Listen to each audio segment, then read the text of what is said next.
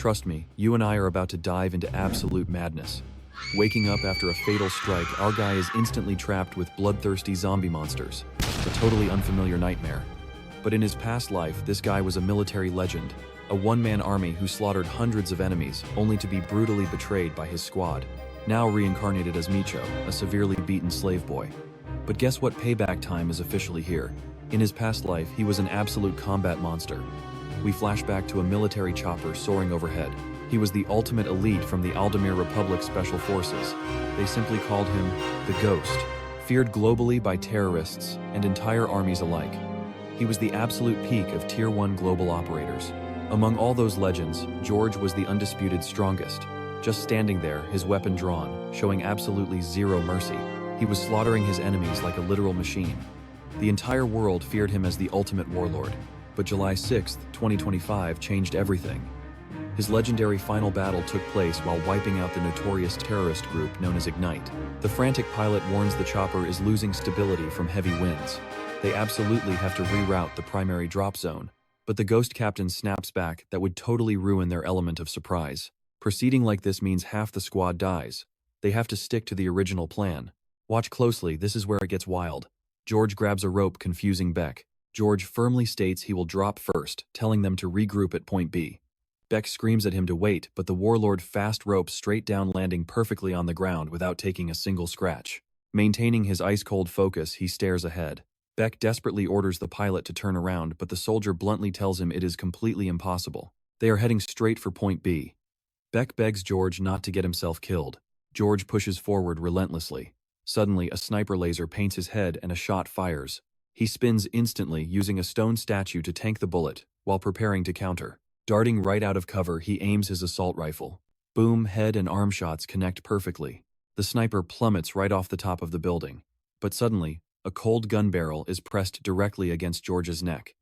The hidden killer strictly orders him not to move. Right as she is about to pull the trigger, George fiercely elbows her forearm, dodging the deadly shot and swiftly sweeping her by the heel. He seamlessly slides right behind her, locking in a brutal rear naked choke. Snap. He finishes her by breaking her neck, then glances sideways, noticing more hostiles still waiting there. Mercenaries unleash a massive hail of bullets. George swiftly hoists the dead body as a shield. Acknowledging the rough welcome, he points his weapon and instantly fires back. He shoots relentlessly, wiping out every single enemy standing in his way. Beck screams over the radio, demanding to know if he is alive. George just grabs the comms silently, then kicks open the main door. Meanwhile, over at point B, a nervous soldier confirms the breaching preparations are ready, but they have one massive question. Where is George? Beck assumes his radio silence means the idiot went and got killed. You and I both thought he was dead, right? Not even close. The door suddenly flies open, weapons instantly raise, but it is just George calmly reporting the mansion is totally secured with important intel. The soldiers sigh in relief. Outside, his stunned men sincerely admit he pulled it off, calling him a total warlord monster. Beck, however, just calls him George. Beck demands to know why he acted alone, lecturing that soldiers who disobey orders are completely useless to the team. George simply replies the mission was a total success. Plus, forcing their original operation in those high winds would have annihilated the whole unit. Beck huffs, angrily ordering him not to talk back. Suddenly, a soldier stands at strict attention, warning that the commander-in-chief is urgently calling the captain. Beck curses the rebellious brat.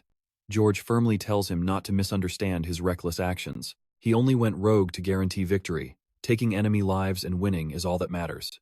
He says he is not rebelling just for fun, but with a real purpose. Beck analyzes this for a tense moment, slowly turns around and tells the brat to go die. Beck heads straight back to General Command, fully counting on George to just shut up and do exactly what he was ordered to do. Confused, George asks what they were just ordered to do. He demands to know the new instructions, but suddenly the entire squad points their assault rifles right at him. George demands to know what this means. The soldiers apologize, claiming these are Beck's direct orders. The protagonist thinks fast, desperately trying to draw his weapon from his waistband, but they immediately start shooting and strike him directly in the head. As he falls, he realizes Beck orchestrated this. Why would his captain betray him? Did Beck secretly plan to take his life from the very beginning? His fading final thought is of Sophia, the blonde woman who begged him to return back home alive. Suddenly our guy wakes up, wondering what that strange sound is. The overwhelming smell of death hits him as he faces a zombie. You and I both know revenge is coming. Stick with me, you are about to watch a dead soldier wake up. He remembers fighting Ignite, but now everything is just total chaos. A massive truck opens its back, dumping lifeless bodies straight into the ocean. George falls hard. The scaffolding crumbles under him and he plummets right alongside the corpses. But he grabs a sharp edge hanging on his heart, absolutely pounding with pure adrenaline. He finally pulls himself up, realizing he almost just died. The smell of rotting flesh is absolutely unbearable. Are these the bizarre district front lines? So many dead bodies everywhere. Above him, two guys laugh about taking out the morning trash. They joke that they are just feeding the fish right down in Tokyo Bay. George hears their conversation and completely freezes in pure confusion. A sudden gust of wind rips off his blindfold. Wait, he is actually back home in Japan. On July 6, 2026, George Sai lost his life. Now he is reincarnated on an island built entirely out of pure, absolute despair. What the hell is going on? He thought he was deployed in the Middle East. How did he end up dumped in Tokyo Bay? He searches for clues but only sees the truck. Walking forward, he reaches a dense forest and simply sighs in deep exhaustion. He realizes he cannot even breathe right. What exactly happened to his own body? He keeps moving. Right now, he desperately needs basic food and water. He snaps a thick branch in half, drinking the water inside. It reminds him of surviving the jungle without his squad, but something feels very wrong. He spots a small rundown town and keeps walking forward.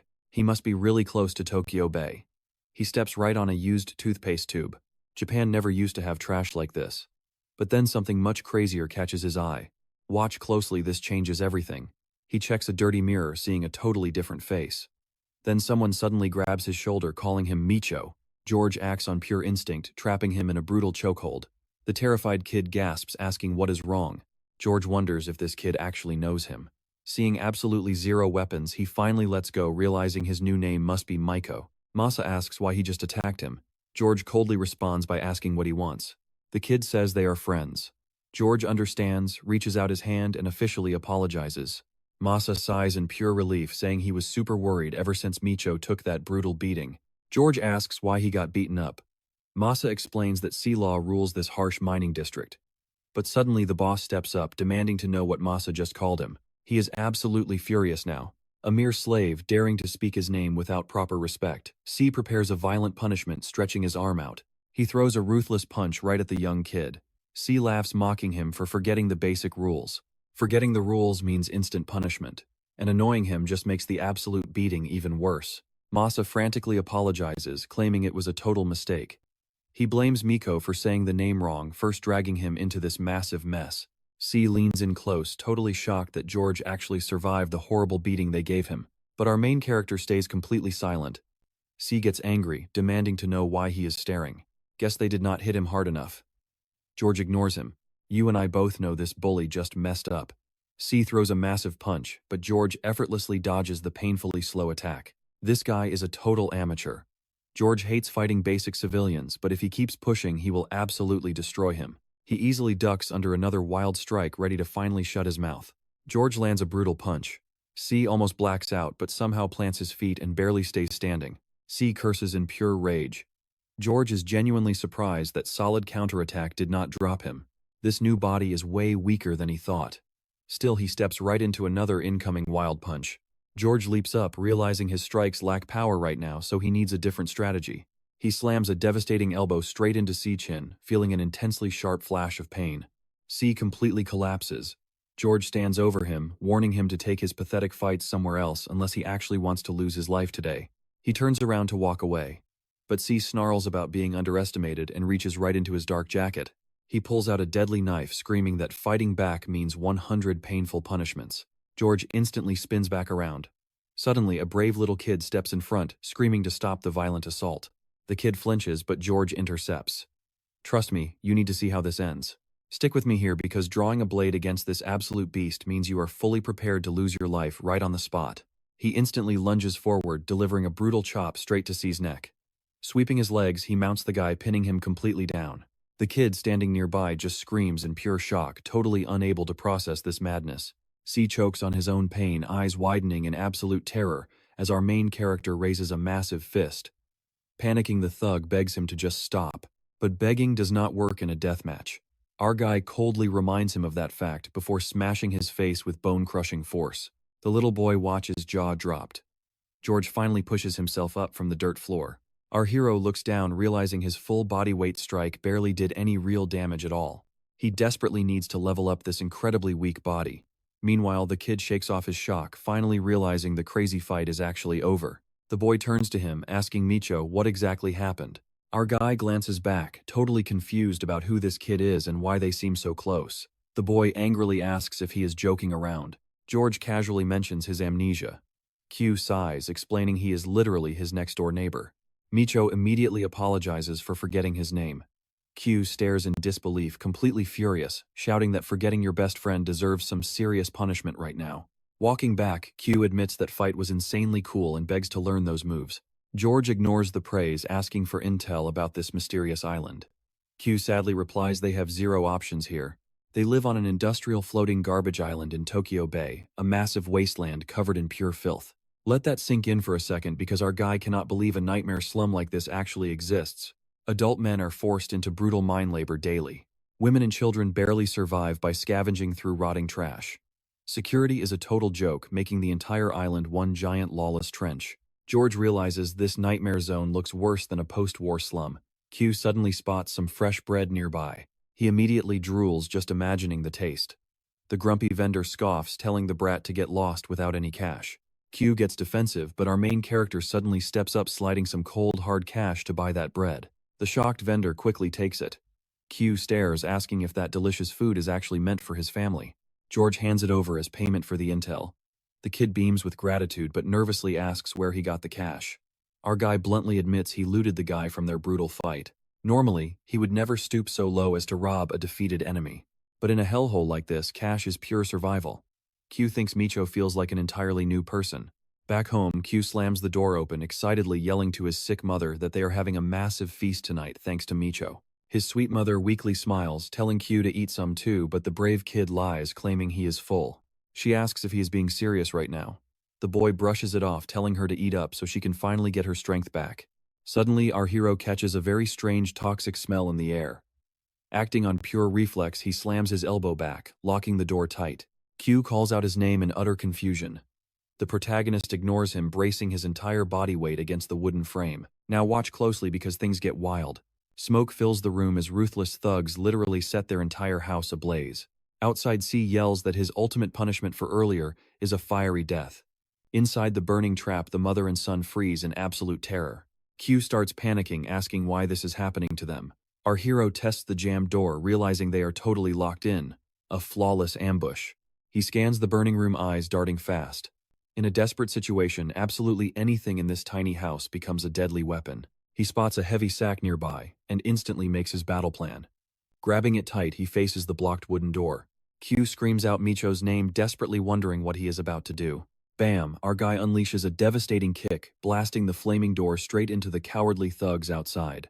The gangsters scream in panic as he steps right out of the flames. C calls him a dead idiot, ordering his goons to surround him from every single angle. Our hero simply gets into his fighting stance. Glaring through the smoke, he coldly asks what their actual goal is this time around. C laughs, asking if it is not totally obvious. For the unforgivable crime of humiliating and attacking him earlier, the price is literally his life. Our guy nods, calmly declaring that from this exact moment forward, every single hostile threat here will be completely erased.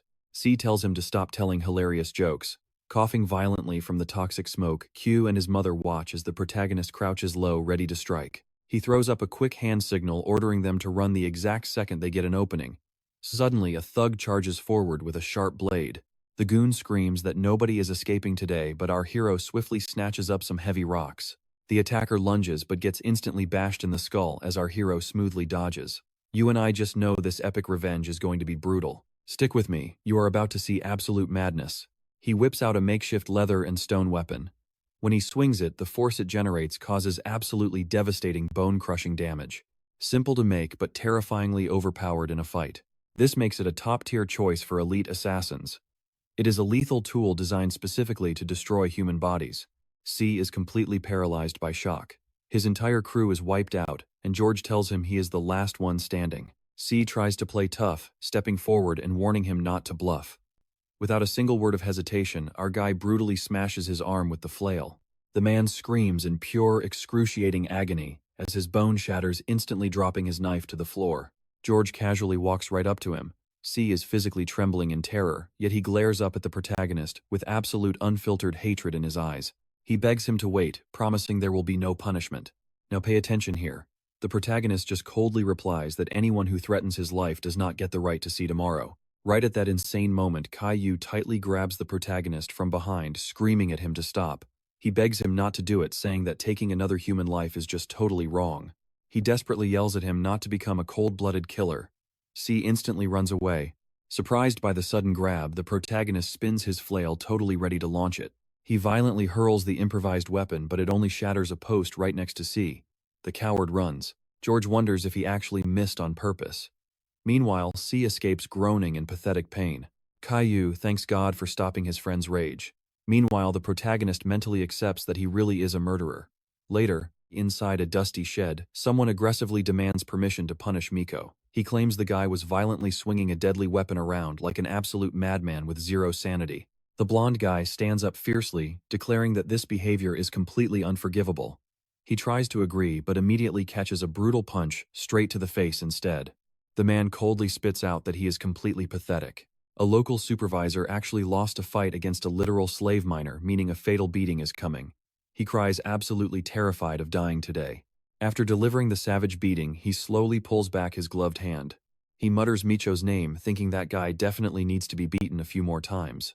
Later, in another rundown house, Caillou says this is genuinely awful. He poured so much effort into building this place, and it was destroyed in seconds.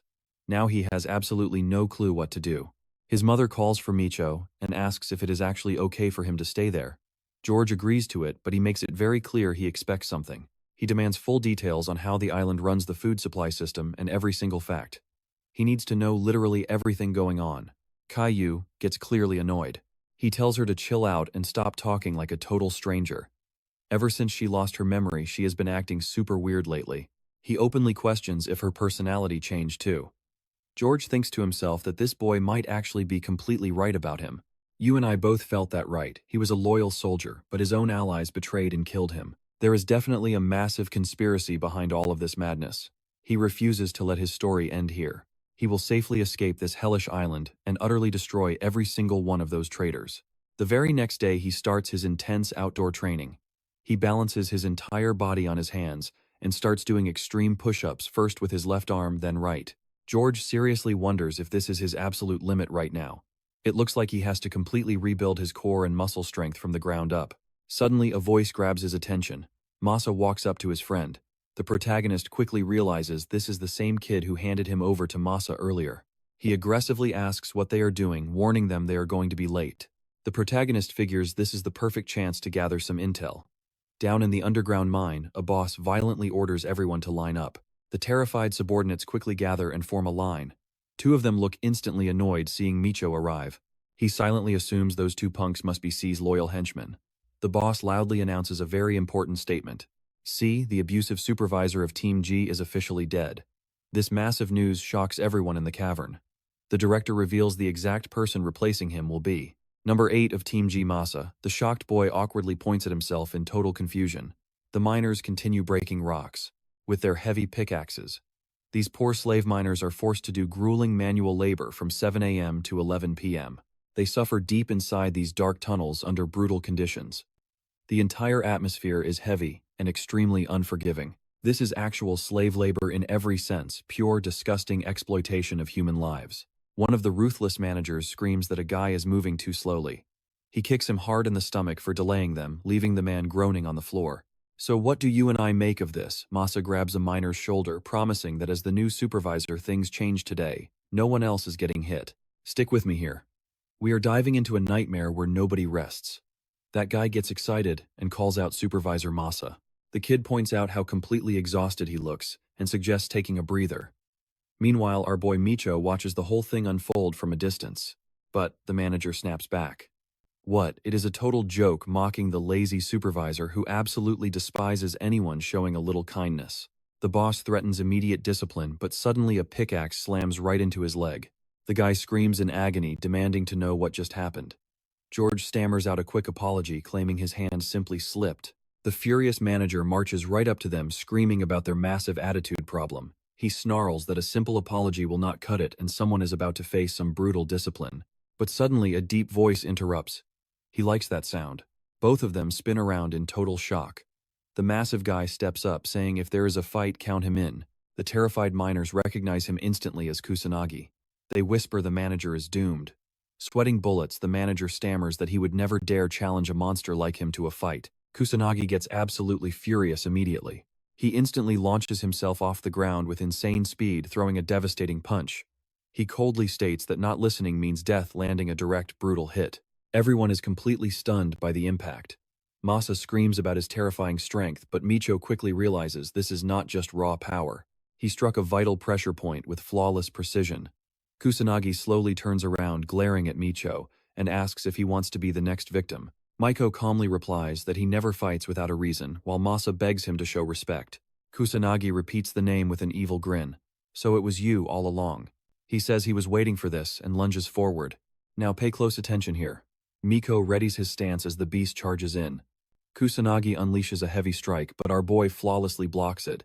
All the slaves watch in pure awe at the deadly flurry of strikes. At this insane pace, Micho is definitely going to die. But our main character just keeps defending relentlessly. He notes the strikes are insanely fast, heavy, and top tier, yet the guy still leaves massive openings in his assault. Micho plants his feet perfectly. He swiftly dodges under the arm, completely surprising Kusanagi, and lands a clean counter straight to the face. The crowd is absolutely speechless at that hit. A clean blow, Micho holds his solid stance. But Kusanagi actually managed to block it in time, smirking that he barely felt it. Not bad at all. This is getting fun. He threatens to beat Micho unconscious, but suddenly a loud voice barks at them to stop. Everyone snaps their heads around in total confusion, then immediately drops to their knees in sheer panic. Director Akechi has just stepped onto the scene. The man casually strolls forward with guards trailing behind. He slowly adjusts his glasses with a cold stare. As the mine director Micho instantly realizes this guy calls the shots. Akechi immediately locks eyes with Kusanagi. The big guy instantly tenses. Akechi warns him to stop breaking the slaves over pointless fights. Do you and I really need to get the Marquis of the Blood Pact involved here? Kusanagi visibly trembles in absolute fear at that name. Sweating heavily, he stammers out excuses, claiming he forgot the rules and was just giving a little friendly orientation. Akechi scoffs, asking if mercilessly beating people counts as orientation now. He coldly tells the brute not to make him laugh with such pathetic, empty excuses. He expects zero intelligence from meatheads like him anyway. Kusanagi groans, gripping his fists tight, as Akechi asks the crowd a question. What are slaves supposed to do? Crawl in the dirt and dig every single second they breathe unless they want to be violently tossed out like trash. Finally, at 2 p.m., they get their lunch break. Our guy stares at his food, thinking it looks freezing cold and completely tasteless. The exhausted miners complain about the tiny portions, whispering that the greedy supervisors are out there eating like literal kings. They dream of tasting a real meal just once in their miserable lives, then collapse to the floor, groaning about their endless, crushing hunger. Quietly, Masa holds out his own lunch toward our main character, telling him to eat up. Micho just stares at the miserable food in silence before turning it down flat. Masa asks why, but our guy coldly replies he refuses to owe a single favor to anyone. His buddy slumps down beside him, swearing it is not a debt. It is just payback for that time he accidentally dragged Micho into major trouble. Back during that massive brawl, he acted like a total coward and pinned the blame on him. He just cannot let things slide anymore. This is honestly the absolute least he can do. Micho finally smirks, grabs the chicken piece, and admits trading a lie for food is fair enough.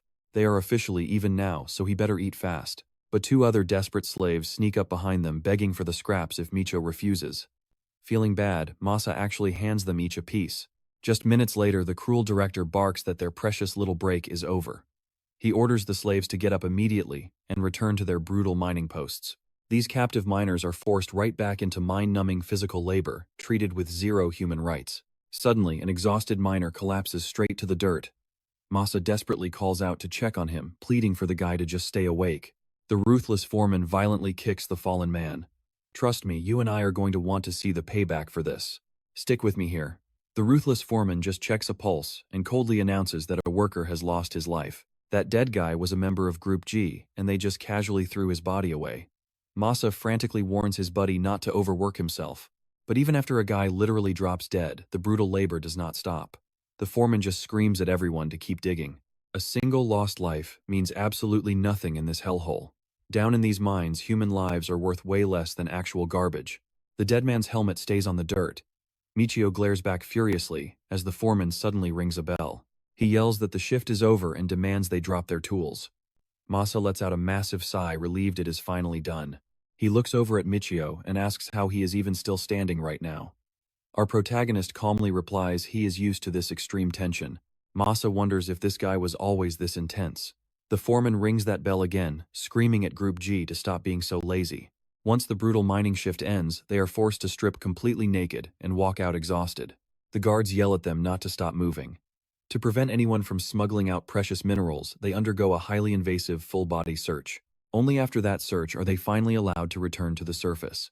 The foreman calls Group 9 forward to hand out their daily wages. Michio is disgusted, realizing it is only 1,000 yen for 16 agonizing hours. The worker right behind him actually bows and says thanks for the money. He claims this tiny payout makes him genuinely happy. Michio just stares, wondering how anyone could be happy with that insulting amount. Then a massive truck rolls up and everyone starts cheering wildly. Watch closely now because things get weird. Michio wonders what is approaching as the exhausted miners suddenly scream in pure joy. Several women step out, thanking the men for their grueling labor. Because they worked so hard, everything is 20% off today. Michio questions this appreciation day, but the other desperate men instantly sprint straight towards the truck. They frantically beg for cold beers and small bags of chips. Another girl starts handing out fresh octopus sandwiches to the crowd. The exhausted workers keep shouting out their orders non-stop.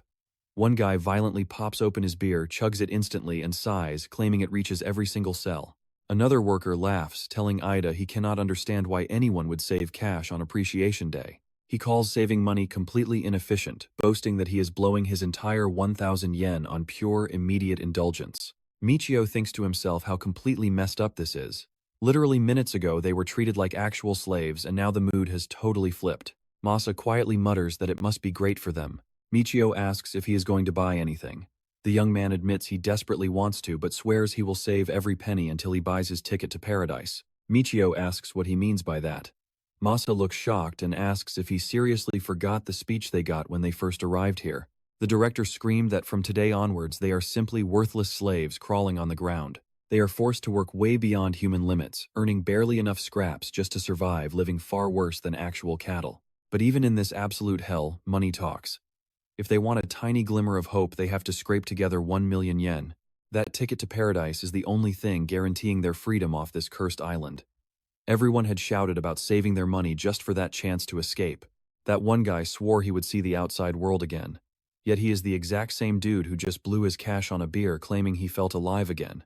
Masa reveals that was when he made his final decision.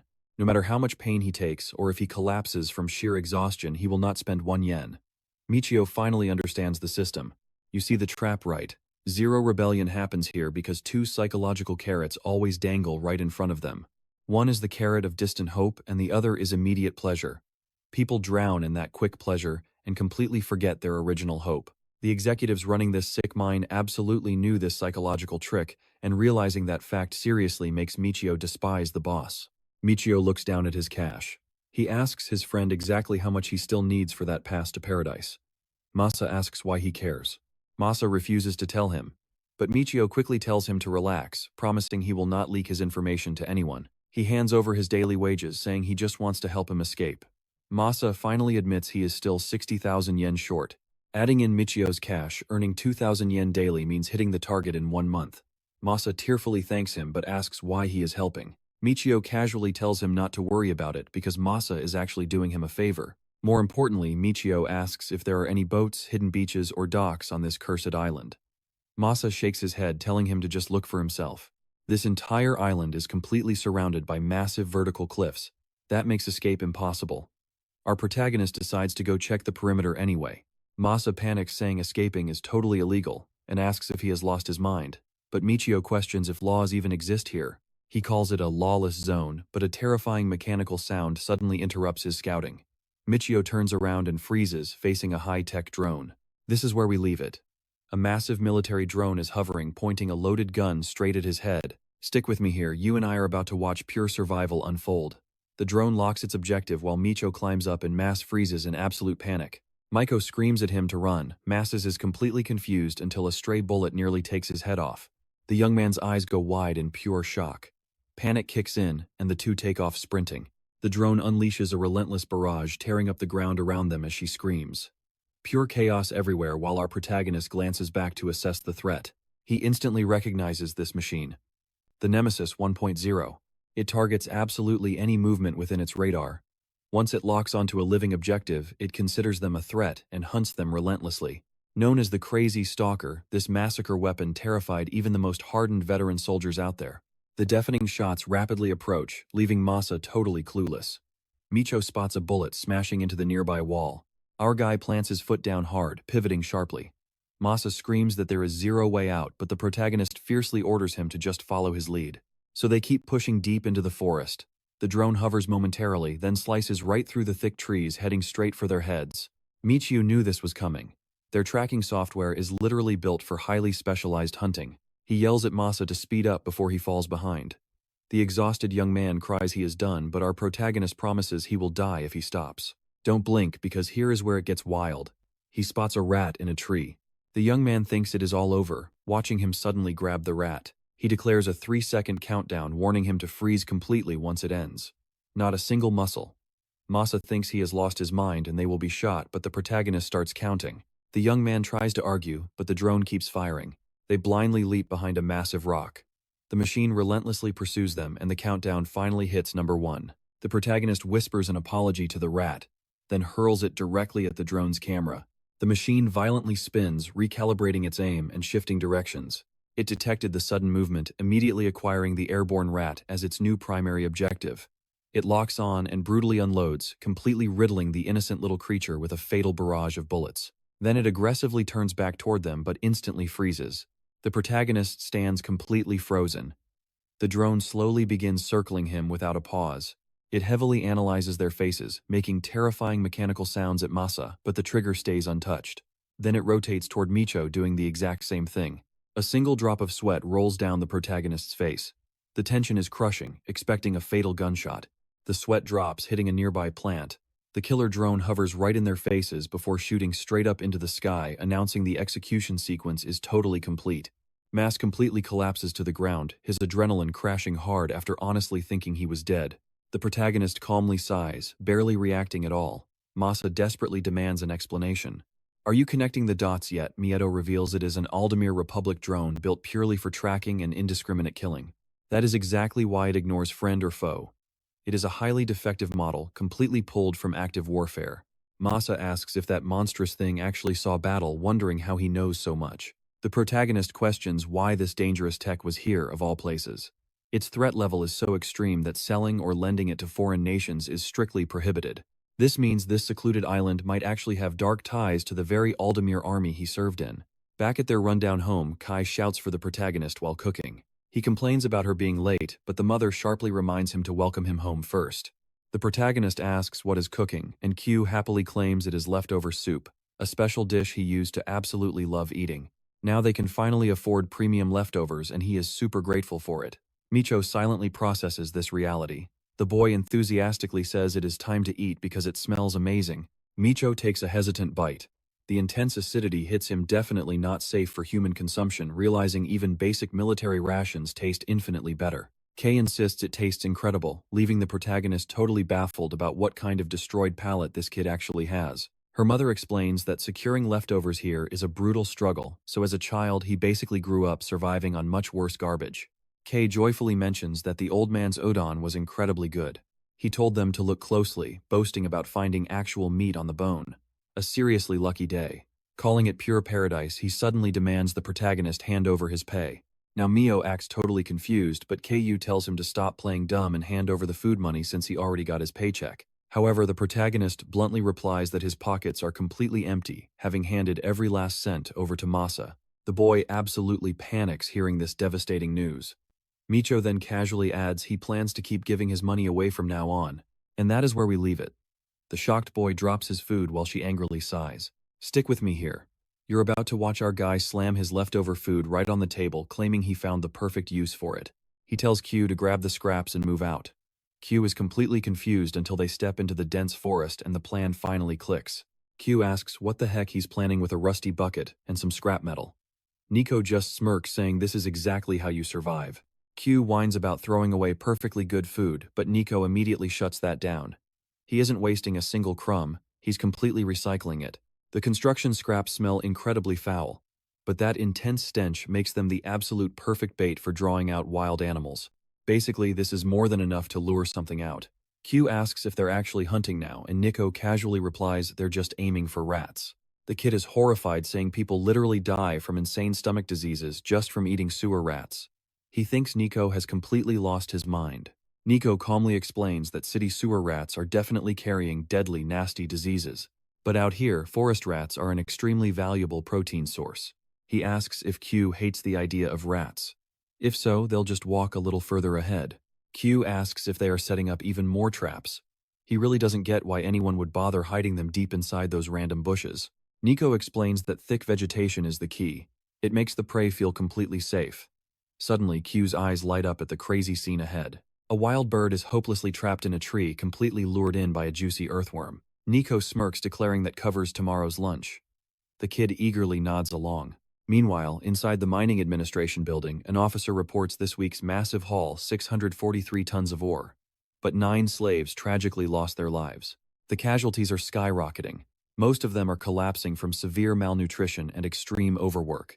He desperately tries pleading with Director Akechi. He argues that these slaves are still human beings, demanding an immediate increase in food rations. Now pay attention, because this is where it gets sick. Akechi just smiles bluntly, stating that headquarters couldn't care less about their disposable human lives. Weshim tries to fight back, but Akechi instantly shuts him down, warning him never to repeat that. Pushing production higher boosts his own personal rating, fast-tracking his promotion to the very top. He absolutely refuses to rot on this filthy island forever. He literally does not care how many slaves drop dead. They will be worked to the bone because extracting ore is the only priority. Defeated Weshim quietly agrees with Mr. Akechi before calling up the very next status report. Another officer reveals that sold goods hit 2.5 million, boasting a 90% recovery rate. He laughs, saying the slaves are eating and drinking like complete idiots again. Akechi mocks them, saying they're just blindly chasing the dangling carrot. They fell right into his trap, acting no smarter than wild beasts. He demands the next update. The man nods, mentioning a wild rumor that number 8 from Team G is actually gunning for the legendary Paradise Pass. The whole room bursts into mocking laughter. A slave miner saving up 1 million yen, that is literally impossible. It has never happened once. I know what you're thinking, trouble is brewing. Akechi just smirks at the rumor. Later, Masa knocks on the door, asking if he's awake. Masa peeks his head inside the room, freezing in absolute shock. He catches Nico doing intense training. Nico asks what he wants, and Masa stammers, wondering why his work partner is suddenly pushing himself so hard. Nico walks downstairs, wiping his sweat. He bluntly says it's obvious his current body is way too weak. To reach his goal, he needs massive strength. Masa thinks it's strange. Suddenly, Q wakes up, complaining about the loud noise. Q spots Masa and demands to know who this strange guy is. Masa introduces himself as Nico's mining co-worker. Q snaps, accusing Masa of being the guy stealing Nico's salary. He demands the money back immediately, screaming that it pays for their crucial meals. They are always starving. This triggers Masa's tragic past, remembering his little sister crying about being horribly hungry. He asked if it tasted good. His sister smiled, calling it delicious, absolutely loving her older brother's simple toast. Masa clenches his fists, desperately wanting to go back, cook for her, and apologize for everything. Masa promises to bring them something really good next time, begging them to let it slide. Q reluctantly agrees, but strictly warns that it better be completely worth it. 1,000 yen minimum. Micho throws on his shirt and heads out. Deep inside the dangerous underground tunnel, Masa screams about violent tremors, telling everyone to take cover. Being alone, they move with total precision as Nico confidently declares he will take the charge from that exact side. Suddenly, Akechi interrupts the chaos, slow clapping at Nico's impressive leadership. He takes safety seriously, proving all those wild rumors absolutely right. Number 8 is incredible. Masa asks how he knows, but Akechi claims he's very familiar. He keeps his team in check without any violence, massively boosting overall production. It seems those crazy rumors are actually true. Masa smiles warmly, thanking the man and saying he feels deeply honored. Akechi drops the formalities, offering a special bonus for his potential. That's where we leave it, trust me, you're going to want to see what happens next. Stick with me, we're diving into an absolute nightmare of a betrayal. Micho watches Wezima sigh angrily. Achi warns against public rewards. You never know who's watching in a shady spot like this. Going to a totally secluded place with him seems way safer. Masa asks Micho if he's even listening. He thinks this is their lucky chance to save extra cash for the Paradise Pass. But our hero warns him right away. He has a terrible gut feeling about this and tells Masa to stay on alert. Masa just brushes it off, saying he's totally overthinking things. Smiling, he gladly accepts the shady offer, walking right into the trap because it's exactly what he wanted. Kusanagi spots Micho looking worried. He smirks, claiming his friend is perfectly fine and probably throwing a wild party at his place right now. Micho keeps a furious look on his face, sensing the lies. Meanwhile, Masa happily announces they are finally arriving at his house. He admits his home is a dump way too messy for such important VIP guests. But the boss waves it off. He says a quiet, sealed room actually works perfectly for their business. Completely clueless, Masa smiles and invites the monsters inside. He apologizes for the mess and quickly offers some tea. Smiling, Masa tells them to make themselves at home. But Akechi instantly drops the friendly act. He complains the place is disgustingly filthy, saying his nose might rot. Masa freezes. Achi barks an order to search everything. His goons violently tear apart the young man's room. Bam! Kusanagi delivers a brutal punch to the gut. Masa collapses, coughing violently. A massive goon drops hard onto his back, pinning both his arms down. Panicking, Masa begs to know what's happening. Now pay close attention, things are about to get wild. Achi demands to know exactly where the Paradise Pass money is stashed. He hates wasting time, warning Masa that if he just talks, he'll only lose cash. Desperate Masa cries out in shock. The special bonus couldn't be a lie. Achi just laughs, calling all slaves absolute fools. Realizing he was totally played, Masa swears he doesn't have a single dime on him because he was just a lowly slave.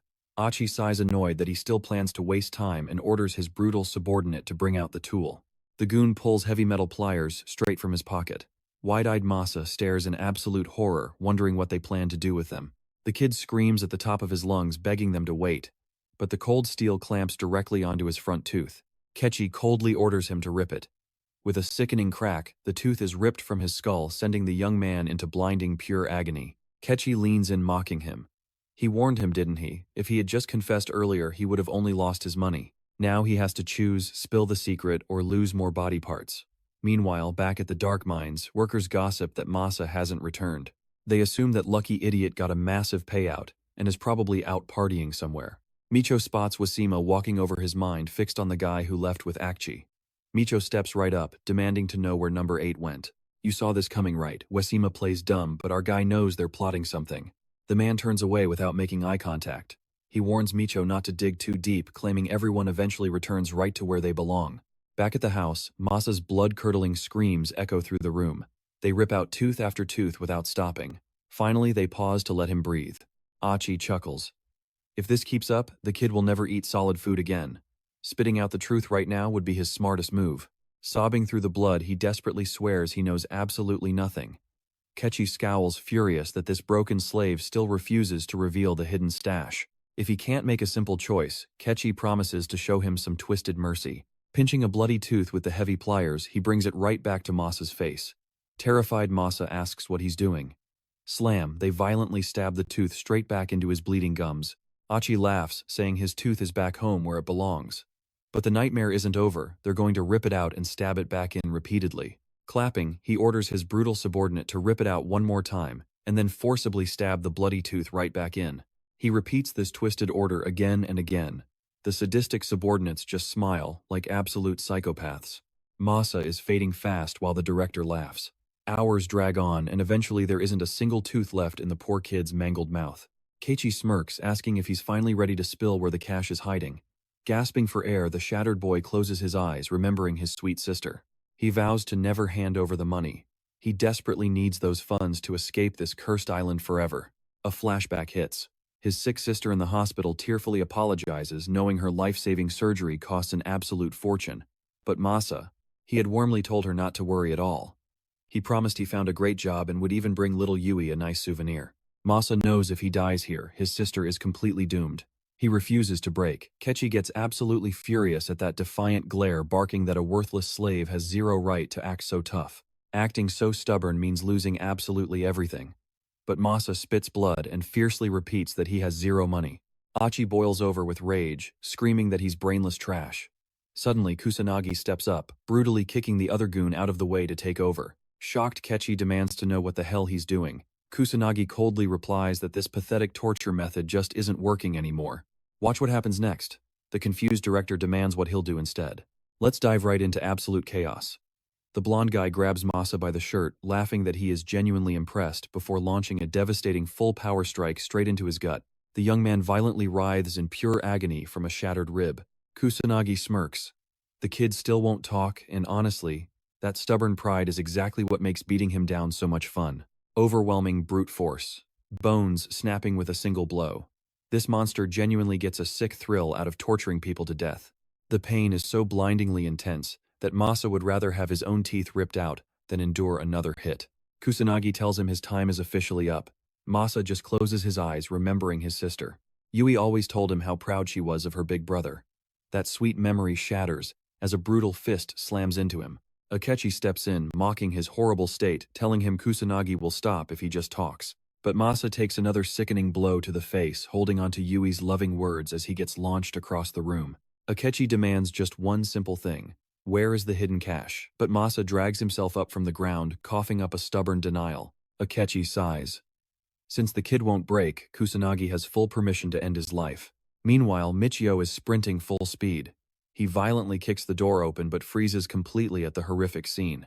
Masa is a broken, bloody mess on the floor, barely whispering his name. Our protagonist stands in pure shock as Masa groans in agony. Micho instantly scans the damage. Fractures running from the 6th rib all the way down. Now pay attention here. His breathing is rapid, meaning a shattered rib definitely punctured a lung, plus a crushed eye socket and fractured skull. Deep facial lacerations, countless missing teeth, a dangerously weak pulse pointing to aortic damage and severe traumatic shock. Looking at this horrific aftermath, he wonders what kind of absolute monster did this. Masa chokes on his own blood, admitting Micho was right about the warning. Those bastards wanted his savings, but he protected it to the bitter end. Micho says he understands. Masa whispers that he won't be using that money anymore, so it's all his. Micho refuses to accept charity that easily, telling him to just hold on, heal up, and spend it himself later. But Masa weakly grabs his hand, begging him to just take the money. He knows he's fading fast. If he doesn't pass it on now, it's lost forever. He pulls Micho closer. Leave the house, head straight to the coast, and find a large, scarred tree. His entire fortune is buried right there. He bled to save every single coin, but he's handing it over with one final request. When Micho escapes this cursed island, he has to find his sister. Micho asks for details. Masa's mind drifts to her, wishing him a happy birthday. She had literally cut fabric from her favorite skirt to make him a gift, saying he deserved it for working so incredibly hard every single day. Snapping back to reality, Masa calls her a good girl, begging Micho to track her down. Micho hesitates to make a promise like that, but Masa tightly grips his arm. Her name is Yui Anjo. He pleads that if Micho finds her, tell her that her stupid older brother never forgot about her right up until his last breath. He softly says thank you for everything, and then his life slips away completely. Micho just stares silently. He places a hand on his forehead, closing his lifeless eyes. A final tear falls as he remembers his loving sister.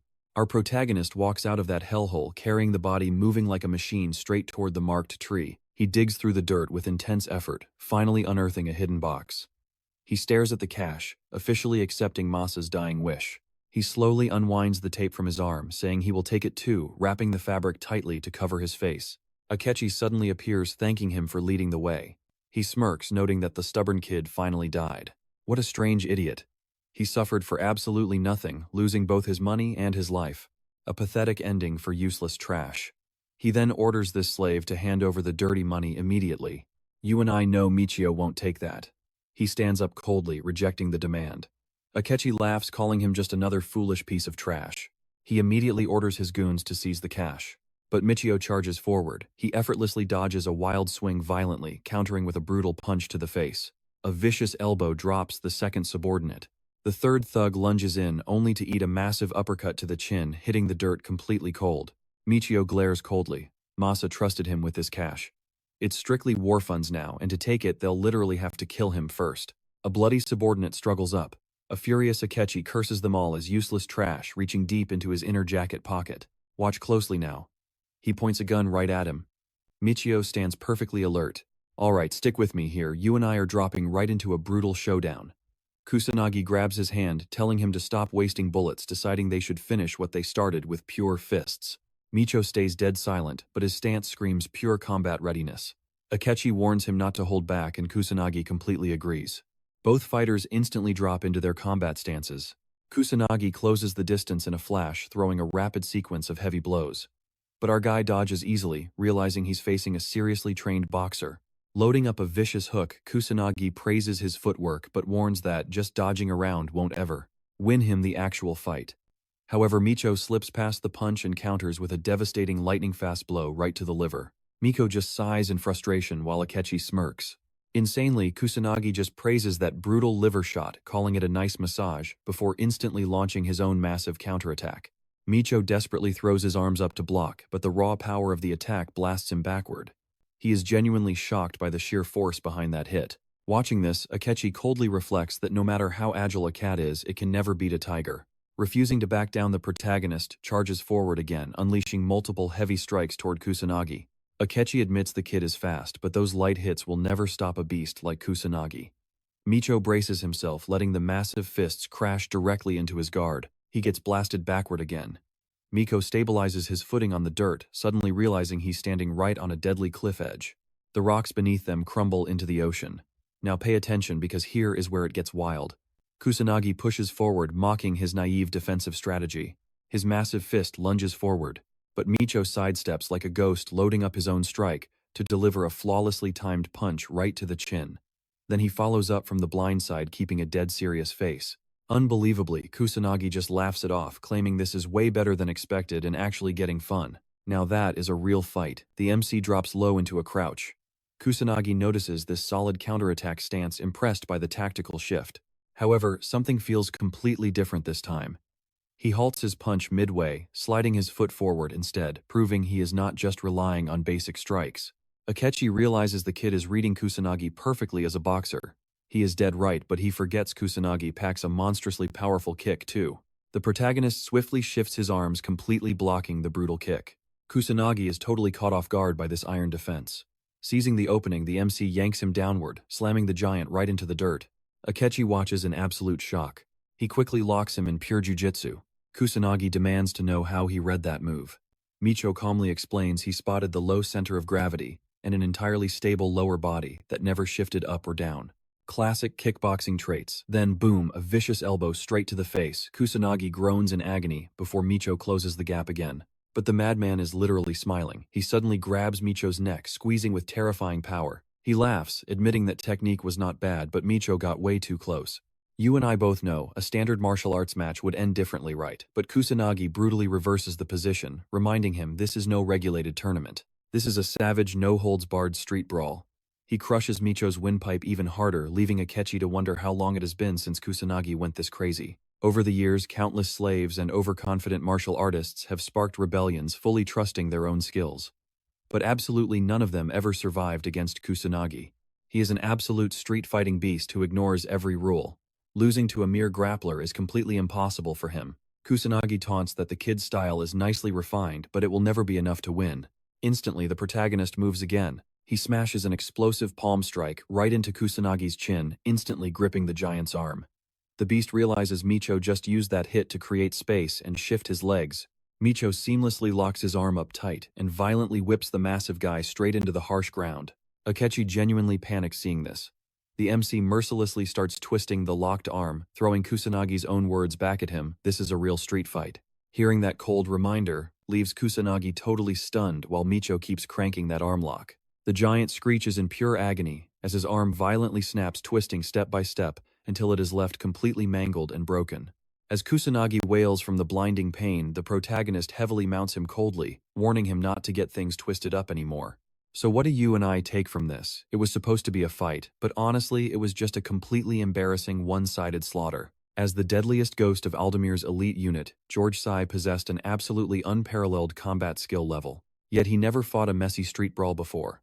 Coughing blood, Kusanagi whispers, "This is getting interesting." The MC just stares dead at his two fingers, then viciously headbutts them, breaking Kusanagi's grip. The giant howls in pure, unfiltered pain. George lived exclusively in life-or-death zones. Moving like a blur, he brings his elbow crashing down like a literal hammer right onto his opponent's face. Stick with me, our protagonist misses his shot, facing a danger even George Sai never experienced. Kusanagi breathes heavily, pure fear taking over as he watches him. A normal person would always hesitate before taking a life. But this guy right here, he is built completely different. Calm, efficient, and totally deadly. Our protagonist throws another fast punch while Kusanagi desperately tries to defend himself, finally realizing this guy actually wants him dead. The devastating strike smashes right through his guard, crushing his windpipe. Coughing violently on the ground, Kusanagi suddenly realizes the terrifying truth: the man standing over him is definitely not just some random street fighter. This guy is a literal professional killer. Kusanagi writhes in agony on the floor. He immediately recognizes the stance. It is Krav Maga, the exact same deadly special forces martial art that veteran soldier George Sai uses in combat. The absolute deadliest fighting technique in the world. Our protagonist slowly picks up a heavy stone from the dirt and steps right up to his opponent's face. He swings the rock down with everything he has, zero hesitation, but a sudden voice stops the killing blow. KU warned him never to cross that line to avoid becoming a cold-blooded murderer. So he stops himself. He violently throws the heavy stone away into the bottom of the sea and stands up, but then he begins to hear a dark laugh. Bleeding Kusanagi staggers back up, laughing that this is absolutely perfect, and demands they keep fighting until one of them finally dies. Now watch this part closely. He gets into stance and dodges a sudden gunshot which completely shocks Kusanagi. Micho backs up even closer to the cliff edge. Kusanagi just stares in total shock, confused about what just happened, as blood rapidly pours from his chest. Clinging to the edge, Michio pants heavily with pure exhaustion. Akechi complains aloud that he missed his intended shot but says punishing a pathetic loser works just fine. Kusanagi is absolutely furious, but Akechi tells him to calm down. It is natural to discard a totally useless dog who could not even defeat a mere slave. Enraged beyond belief, the giant man charges straight at his own boss. Akechi unloads his gun, screaming at the bastard dog to stay down. But Kusanagi keeps charging. Akechi fires again, blasting bullets right into his ribs and arm. He absolutely panics, wondering why it is impossible to stop this charging monster. Closing the distance, Kusanagi winds up a punch, screaming, "Go to hell." Driven entirely by pure rage, Akechi fires a point-blank shot right into his thick forehead. The giant fist finally stops just inches from his face, and Kusanagi collapses heavily to the ground, lying dead at Akechi's feet. The director starts laughing uncontrollably. Then he brutally kicks him in the face, mocking the rabid, insistent dog that finally lost his life, and just continues heartlessly trampling all over Kusanagi's dead body. He yells at his other men, asking how long they will hide, and orders them up. He coldly claims Kusanagi lost his life fighting the slave who stole a weapon, and says they should report that exact story to the Blood-Pact Knights. But obviously the slave who supposedly killed him must be punished. Michio just silently stares back. Akechi aims his weapon right at him, mockingly praising Michio's incredible combat skills. But raw strength means nothing here. One man cannot win a war because in our modern society, big brains and superior weapons are what actually command everything. Michio slowly raises his hands. Akechi looks surprised for a second before a sickly smile appears. He arrogantly says that naturally anyone would feel deeply intimidated by a loaded weapon and asks if he plans to surrender. Even so, our protagonist stays completely silent. Akechi promises to end his life anyway, claiming Michio will pay very dearly for all the wasted time and the lost bullets today. "You guys see where this is going, right?" Akechi tells him. Cornering himself was a deadly mistake. But Michio coldly replies that everything is going exactly according to his plan. Suddenly, a massive, heavily armed military drone slowly rises into the air right above them. Akechi panics, asking what that thing is. Michio just looks up. The director demands answers about this mad pursuer. His soldiers spot the flying machine. One guy steps forward, instantly taking a bullet to the head, dropping dead on the spot. Akechi stares in absolute shock at the lifeless body. His remaining men completely panic. Now, the terrifying pursuer prepares to fire again while two other soldiers desperately flee. Their movement is instantly detected and the machine sets its deadly target to pursue them. Tracking its prey with lethal precision, Michio whispers that this thing is a truly crazy hunter. It flawlessly tracks everything that moves while the terrified men loudly scream for help. Then the drone shifts its aim a little more, eliminating people without fail. Sweating profusely, Akechi keeps his gun trained on Michio's head. But our protagonist notices that this man has not moved an inch since the drone appeared. Michio smirks, wondering if that means Akechi already knows how the mad pursuer works. They stare each other down in total silence. As the drone creeps closer, Akechi groans with heavy rage. He wonders how a slave knew about this mad pursuer. Doesn't matter now. Stick around because things are about to get absolutely wild. Trust me, you and I are about to watch absolute chaos unfold. This guy crossed the line, but Micho knows exactly how the killing drone operates. He warns that pulling the trigger guarantees taking a bullet himself. Hearing this completely catches Akechi off guard, freezing him in place. The mechanical drone suddenly swivels right toward them. Akechi assumes he is just bluffing, thinking a tiny movement will not trigger anything. But our main character dares him to go ahead and shoot. Call the bluff. The corrupt director hesitates, clearly terrified to actually make a move. Micho asks if he is going to keep spitting insults like always. But in the end, the coward is too paralyzed to even open his mouth. Akechi growls that insulting him is a capital crime, promising to take his life. Moving even a few centimeters right now would seal his absolute fate. Meanwhile, the drone keeps buzzing loudly nearby. Akechi wonders how it reacts. The drone shifts slightly closer. Micho knows the theory is right, but he cannot guarantee the machine will respond to a pulled trigger. Right now, all he can do is wait. Soon enough, this crazy pursuer will assume the hit is finished and finally disappear completely. When that moment hits, he plans to dodge the gunfire and destroy it without any mercy. The drone hovers silently between the two. The director violently shakes while cursing him out, completely clueless on what to do. The dark night drags on, cold wind howling. A sudden gust blows right toward them, whipping both of their hair around wildly. The drone instantly jerks to one side. Akechi smiles, realizing this is his perfect opening, and fires multiple shots at our hero. Now pay attention, this is where it gets wild. One bullet strikes his arm, forcing him to flinch. The drone locks onto Micho as its primary target. It darts forward and he immediately sprints away. The lethal drone aims to eliminate him, unleashing a barrage of bullets while giving chase. Micho dashes straight toward the steep cliff, before getting cornered again, throwing himself high into the air toward the deadly drop.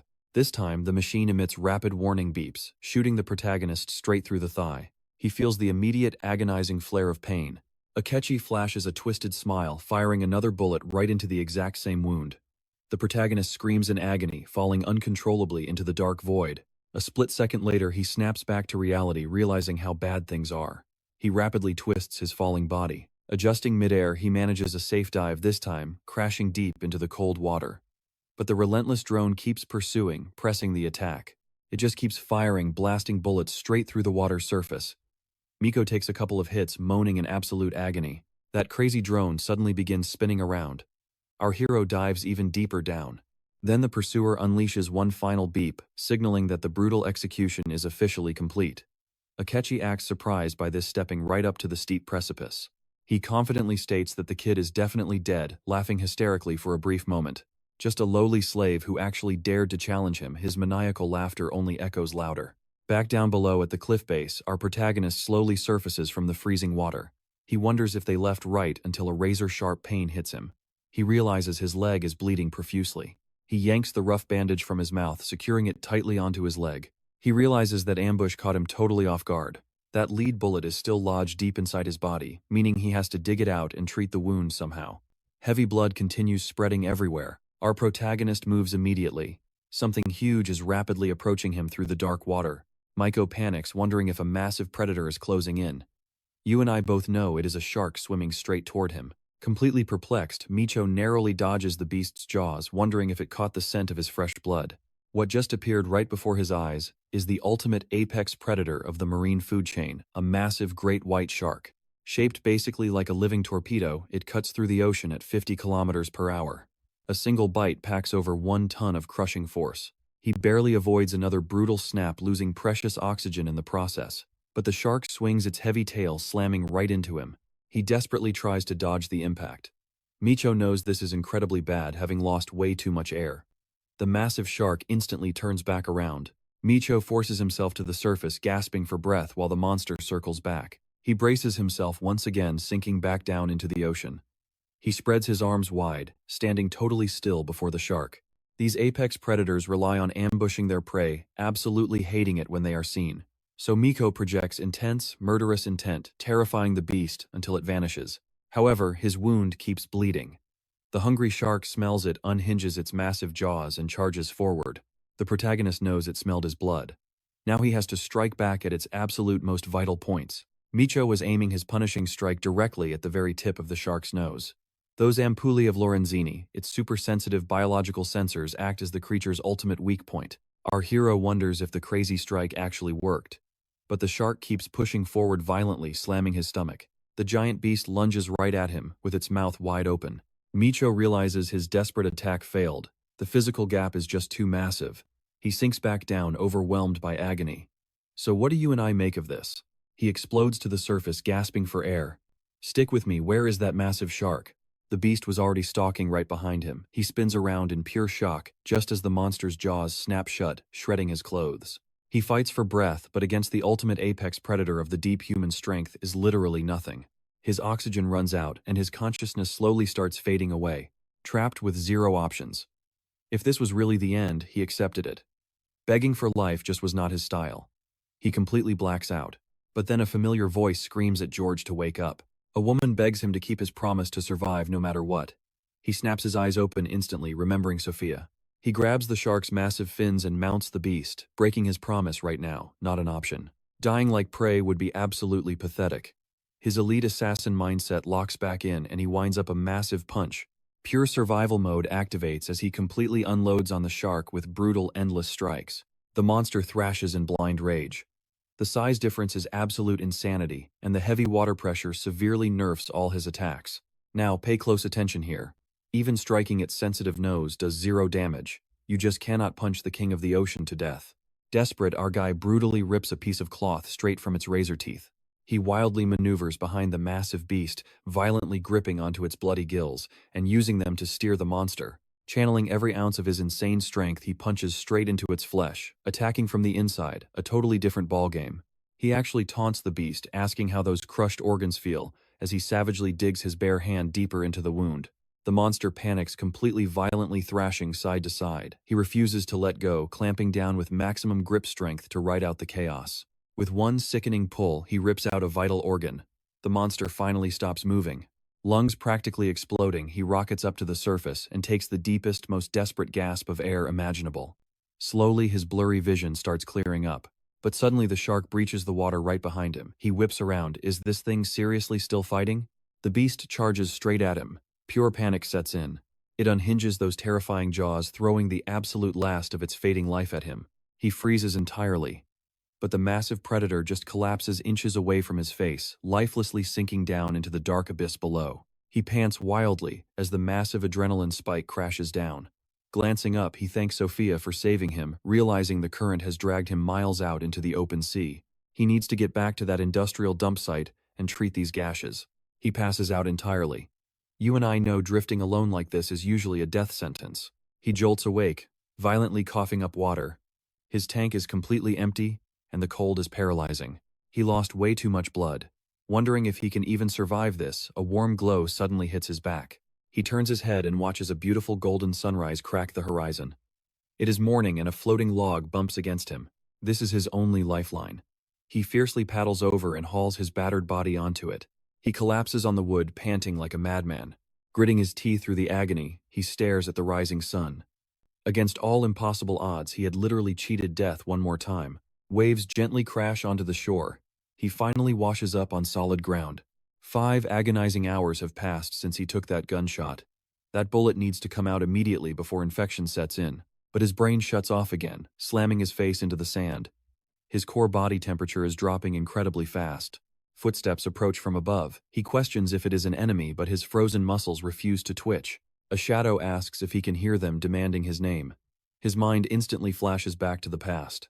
Back when he was known as George Saw, standing at a firing range drilling endlessly, landing perfect headshots every single time, until someone suddenly calls out his name. A young blonde kid enthusiastically confirms his identity.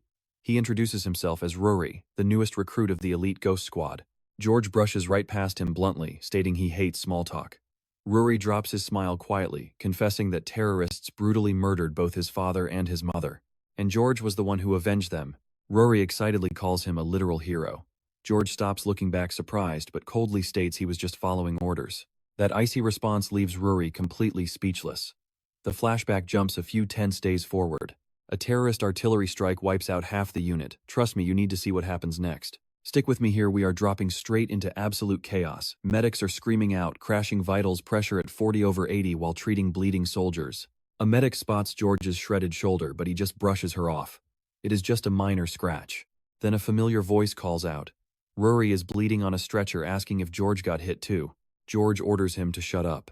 Suddenly, Sophia yells out a critical diagnosis, massive abdominal trauma and a shattered pelvis. Rory coughs, thinking he completely failed to be as tough as George. Our main character is stunned into silence. The kid breaks down terrified, crying that he does not want to die. George looks deadpan. Everyone dies eventually. There is zero reason to fear it because life itself is basically meaningless anyway. Sophia snaps him out of it. If he can move, he must carry this stretcher and apply pressure right now. They are severely understaffed. She introduces herself as a military doctor, swearing that they are going to save absolutely everyone here. Inside the operating room, Rory's vitals start crashing fast. Sophia snaps at a panicking medic to keep it together in front of the dying.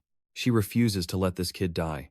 George just watches, entirely blown away by her fierce determination. Sunset finally hits. The other nurses whisper about how unbelievably badass Sophia really was today. She saved every single one. The rumors are totally true. She became a certified war doctor at just 17. George realizes he finally got her name. Suddenly, Sophia taps his injured shoulder with a glass bottle, calling it a bribe. Watch closely here. She literally dragged a non-medic into a sterile surgery that could easily get her fired. If he snitches, she is completely toast. Then she takes a swig from the bottle, sighing in pure satisfaction. George is caught off guard but asks if Rory will actually make it. Sophia admits the odds are pretty rough. But hey, she has seen plenty of soldiers pull off absolute miracle recoveries. George seriously questions her logic. She breaks her back saving guys just for them to return to the frontline meat grinder anyway. Is it not totally pointless? Sophia just smiles. Even so, she wants to save lives. She takes another drink before a panicked doctor runs over screaming that Rory just woke up from his coma. Sophia's face lights up with relief. They rush over, and she immediately asks the kid if he is in pain. He groans yes, and Sophia gently tells him to stop rushing toward death. George stares in absolute shock. He remembers Rory terrified of dying and then thinks of Sophia, who still fights so hard to save everyone. She just smiles, leaving George completely speechless. Lost in deep thought, he lets Sophia check his bleeding shoulder. She removes the bandage, noting the swelling is down and the wound healed perfectly without any signs of infection. He asks to buy her a drink as a thank you for the medical treatment. George smirks. What kind of punishment is that? Sophia laughs, demanding to know why drinking with her feels like a punishment. The squad starts teasing them, shouting that they are getting way too close. They all demand to buy Sophia drinks instead. Even the hardcore commander is chilling out. Sophia sighs until Rory pulls George aside, declaring he is quitting the ghosts. George warns him that is a massive choice. With his elite skills, the military will not let him go easily. Rory admits he is right. But Sophia gave him a second chance, so he literally owes her his life. You and I both know death squads are usually ruthless, right? George honestly expected way more cruelty here. George realizes he has never felt an atmosphere this warm before, and he knows exactly who changed the entire vibe. Even in a bloody war zone, laughter echoes. The soldiers grab their fleeting peace, but for George, this might be his final rest. Fast forward a few days. Sophia frantically asks what just happened. Beck claims the guy went into sudden cardiac arrest and needed extreme revival. Sophia nods, ordering them to rush him to surgery. George watches this suspicious scene from afar. Glancing at the passing corpse, he spots a very weird burn mark on the forehead, keeping completely silent. He instantly recognizes that burn scar. It is textbook damage from lethal forced electrical shocks directly to the brain. He asks if the victim was an enemy spy. Beck smirks, praising George's perception, saying he always extracts information at the very last second. But causing a fatal cardiac arrest just for that, George pushes back, saying the math absolutely does not add up here. Beck groans, blaming Ryan from the electrical division. That idiot went way overboard and ruined the entire operation. It is his fault. George squints. So you want me to bring him back? Beck nods, desperate for the massive intel locked inside him. George demands a name. Beck hesitates, then drops a bombshell: Cyrus. And trust me, you guys are not ready for this underworld titan. Our main character freezes, clenching his fist with absolute fury. Stick with me here. George never forgot the name Ignition. Not once in 16 long years. Back when George was just little Joji, he begged his dad for some fruit.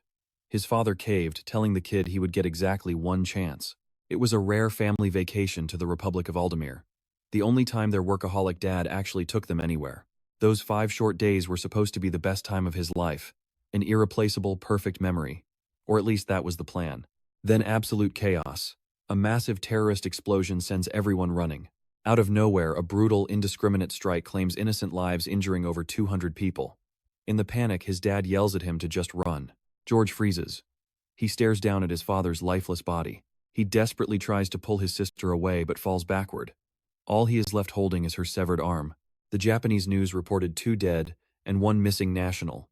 But a traumatized child could not possibly process that nightmare. Aldemir's president immediately steps up, broadcasting a furious public statement. They officially declare this tragedy a direct act of war. These ruthless terrorists cross the line, taking countless innocent lives. The world swears they will never forget the name of this dark organization. Ignition. Fast forward to the present.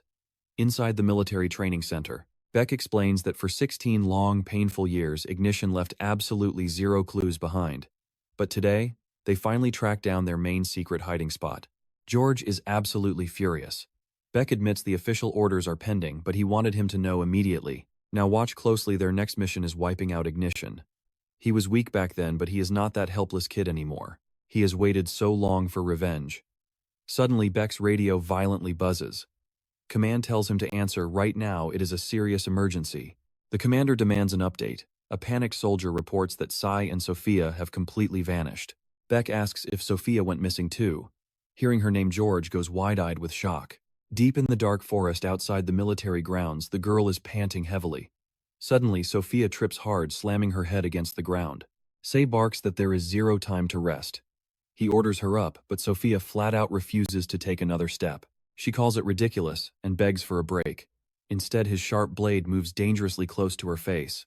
Sai coldly states they are officially off base. That means she is useless as a hostage now. Take one, guess what happens next? They keep walking. Sai keeps the knife raised. She swallows hard in fear. Suddenly a strange click sounds from his molar. He mutters the extraction coordinates are J9. It is a crazy tight landing zone, but totally doable. Sophia realizes it is a hidden tooth transmitter. She nervously wonders how many wild implants this guy actually has. Flashback to earlier. In the medical bay, she decided to attach a patch to monitor his vitals. His heart had been completely stopped for a really long time. Normal resuscitation should be literally impossible. She could not understand how he survived. You and I both know this makes zero sense. Treatment never even started. Truth is, he never actually had a cardiac arrest at all. Sophia turns around to shout that the prisoner is alive. Boom, blood suddenly splatters across her face as she witnesses absolute horror. Sai ruthlessly ends the other nurse's life. The poor woman chokes while his face stays completely dead and emotionless. Sophia goes into absolute panic mode. Sai calmly orders her to shut up, casually revealing a heart rate modulator implanted deep in his chest. He intentionally suppressed his heartbeat to undetectable levels, fooling everything except ultra-precise medical equipment. An incredibly convenient little gadget for escaping. The only downside: it causes absolutely brutal, crushing nausea after every single use. Sophia is absolutely terrified now. Sai warns her one last time to keep quiet. He says waking up feeling sick and hearing loud screams just makes him want to catch another body. Plus, he needs some solid insurance to break out of this heavily guarded military base. She is his perfect hostage. He asks if she will walk out with him. He claims he will not force her while literally holding a bloody knife to her face. Escaping without a hostage is not a big deal for him anyway. Sophia bursts into tears. Snapping back to the present, she realizes just how twisted Ignition truly is. Their hidden tech is incredibly advanced, way beyond expectations. But honestly, that is not the worst part. The real nightmare is their sick, cold-blooded willingness to mutilate human bodies with weird devices. They slaughter innocent people without blinking, treating human life like absolute garbage. For them, it is kill or be killed. Nothing else matters. Sophia realizes she might actually have a slim chance to fight back. Working in medical tents, she always carries some heavy-duty military drugs in her pockets. Like the loaded morphine syringe sitting right inside her coat. It is an incredibly potent, fast-acting painkiller. It easily blocks pain, but just one tiny overdose can instantly drop a man into a deep coma. So, what do you and I make of this? 2 milligrams of that pure stuff guarantees a knockout. Stick with me, you and I are witnessing pure survival horror. 10 milligrams of this is lethal. A bird looks up. Footsteps approach them. Sophia knows this is her only chance. She moves lightning fast, slamming the needle straight into his neck. Saeed gasps in shock as she injects the entire dose. His eyes roll back. He immediately collapses hard against the cold floor. Sophia exhales sharply. The adrenaline crashes as she watches his twitching body. She actually wonders if 10 milligrams was overkill. But suddenly, Saeed's hand shoots up, choking her completely. He smirks, mentioning the morphine. Honestly, he admits it was a pretty solid plan. But here is the twisted part. Surviving lethal overdoses, since childhood builds ultimate drug resistance. This guy is barely even phased right now. Sophia stares at him like he is absolutely insane. Saeed just laughs, claiming the morphine actually feels amazing. Because of that, he is ready to rip her apart. And since she wasted all his painkillers, whatever happens next is entirely her fault. He pounds his chest, claiming life is just borrowed time. Sophia is completely terrified. He mutters some crazy prayer asking his master to take their souls. And with that, he slashes his blade at Sophia. She squeezes her terrified eyes shut but quickly looks down. Now watch closely, this gets so messed up. Her clothes are torn, but Saeed strokes her face, whispering not to be afraid. He compares her to cattle. If the meat gets terrified before slaughter, it gets tough. Stress hormones ruin everything. The meat gets dark, goes stiff, and tastes absolutely awful. It would be a total waste. Tending to his prized human cattle for years only for the meat to become completely ruined by fear. Tears stream down her terrified face while his crushing grip tightens. Saeed heavily sighs, catching his breath. He wipes her tears, promising to carve her up silently and with pure delicacy. Looking at this psycho, Sophia realizes he is a literal monster. The razor-sharp knife gets closer. A beast hiding in human skin is about to strike her down. Sophia tightly shuts her eyes, bracing for death. But suddenly blood splatters the ground, falling onto the grass. Sophia is stunned. Saeed's hand now has a massive bloody hole. He stumbles back in utter shock. Covering his eye, he realizes a bullet just smashed the stone. You and I both know what that means. Sophia finally senses her rescue. Way out in the distance, George is locked in with his sniper rifle. He steadies his breath, adjusts his aim, and fires again. The bullet screams toward Saeed. He barely ducks as it slices his ear, violently throwing Sophia onto the hard floor. Saeed calculates the trajectory at 2 o'clock. A 2-second sound delay means the shooter is 700 meters away. Another shot echoes. Saeed confirms the exact enemy coordinates. He tries to contact his squad, guessing enemy numbers. The radio is dead silent. He figures it is just one lone sniper out there, so he starts relaying the intel out loud. Sophia sees her chance and bolts, but Saeed viciously kicks her leg, asking where she thinks she is going. Her job is to be his human shield. He stabs her, growling that abandoning her post is forbidden. His molar clicks again. Saeed asks his team if they spot a sniper at coordinate E13 halfway up a forested hill. An unlucky enemy whose position was completely exposed by the bright morning sun. He orders them to exterminate every single insect. The attack helicopter begins to move. Saeed mocks the sniper, calling him a pathetic coward who shoots from afar. Real snipers need spotters and a support crew to cover their escape, just to survive a little longer. One missed shot ruins everything. He wildly fires his weapon, screaming that this lone rescuer is just an absolute fool. He claims George will soon join the corpses. A solo sniper is just dead meat. But George drops from a tree, saying he is in complete agreement. Saeed spins around in panic, but his head instantly rolls through the air. His headless body collapses. George says he missed on purpose. The sniper shots were just a brilliant distraction. He made them look away so he could sneak in for brutal close combat. Sophia bursts into happy tears seeing George. He smiles, saying everything went perfectly. So what do we learn here? Always use the morning sun to your advantage. What an insane rescue. Stick with me, Saeed is literally headless here. Meanwhile, George admits his sniper skills are actually trash. That shot was just a distraction to force close combat. Relieved, Sophie screams his name, thrilled he is alive. Everything played out exactly as he calculated. Thank God they tracked down her exact location. Looking down, he admits that weapon on the ground did serious work. The enemy is completely wiped out after that lightning-fast strike. But George admits his long-range aim is awful. He rushes over to the floor. Is she hurt? Is Sophie actually safe now? Her eyes go wide. She lets out a tiny gasp of pain. And then total breakdown.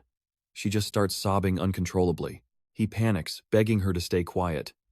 Enemy squads are still nearby, but she ignores him, clinging tighter, absolutely terrified. Caught off guard, a weird memory hits him. Flashback time. His old buddy told him this is the exact moment a man proves himself. The friend advises him to just hold her in total silence. Play it right, and she will surrender to him. Back then, George called that advice total garbage. He told his friend to focus on survival tactics, not fantasy. But right now, that stupid silent hug advice is echoing loudly. He remembers his friend's completely twisted logic about women in danger. He freezes, staring down with pure panic. If he touches her back, won't he look like a massive creep? While his brain short-circuits, she just keeps crying desperately into his chest. Clueless, his hand just awkwardly hovers in the air. He is totally paralyzed here. The guy is a tactical genius, literally called the Warlord, but outside combat he is utterly useless. She holds on tighter, crying her eyes out. It is getting super awkward. The sudden closeness leaves him totally speechless. Suddenly a massive roar from the sky snaps them back to reality. He looks up. A chopper is zeroing and screaming. To get down, he tackles her into the dirt. Watch closely now that helicopter fires non-stop and completely surrounds them. He dives behind a boulder, shielding her. The enemy backup forces have finally locked onto them. Bam! A bullet rips right through his leg. He grits his teeth, fearing everything is lost. Zero hesitation. He scoops her up and sprints for their lives. Completely terrified, she screams for him to wait.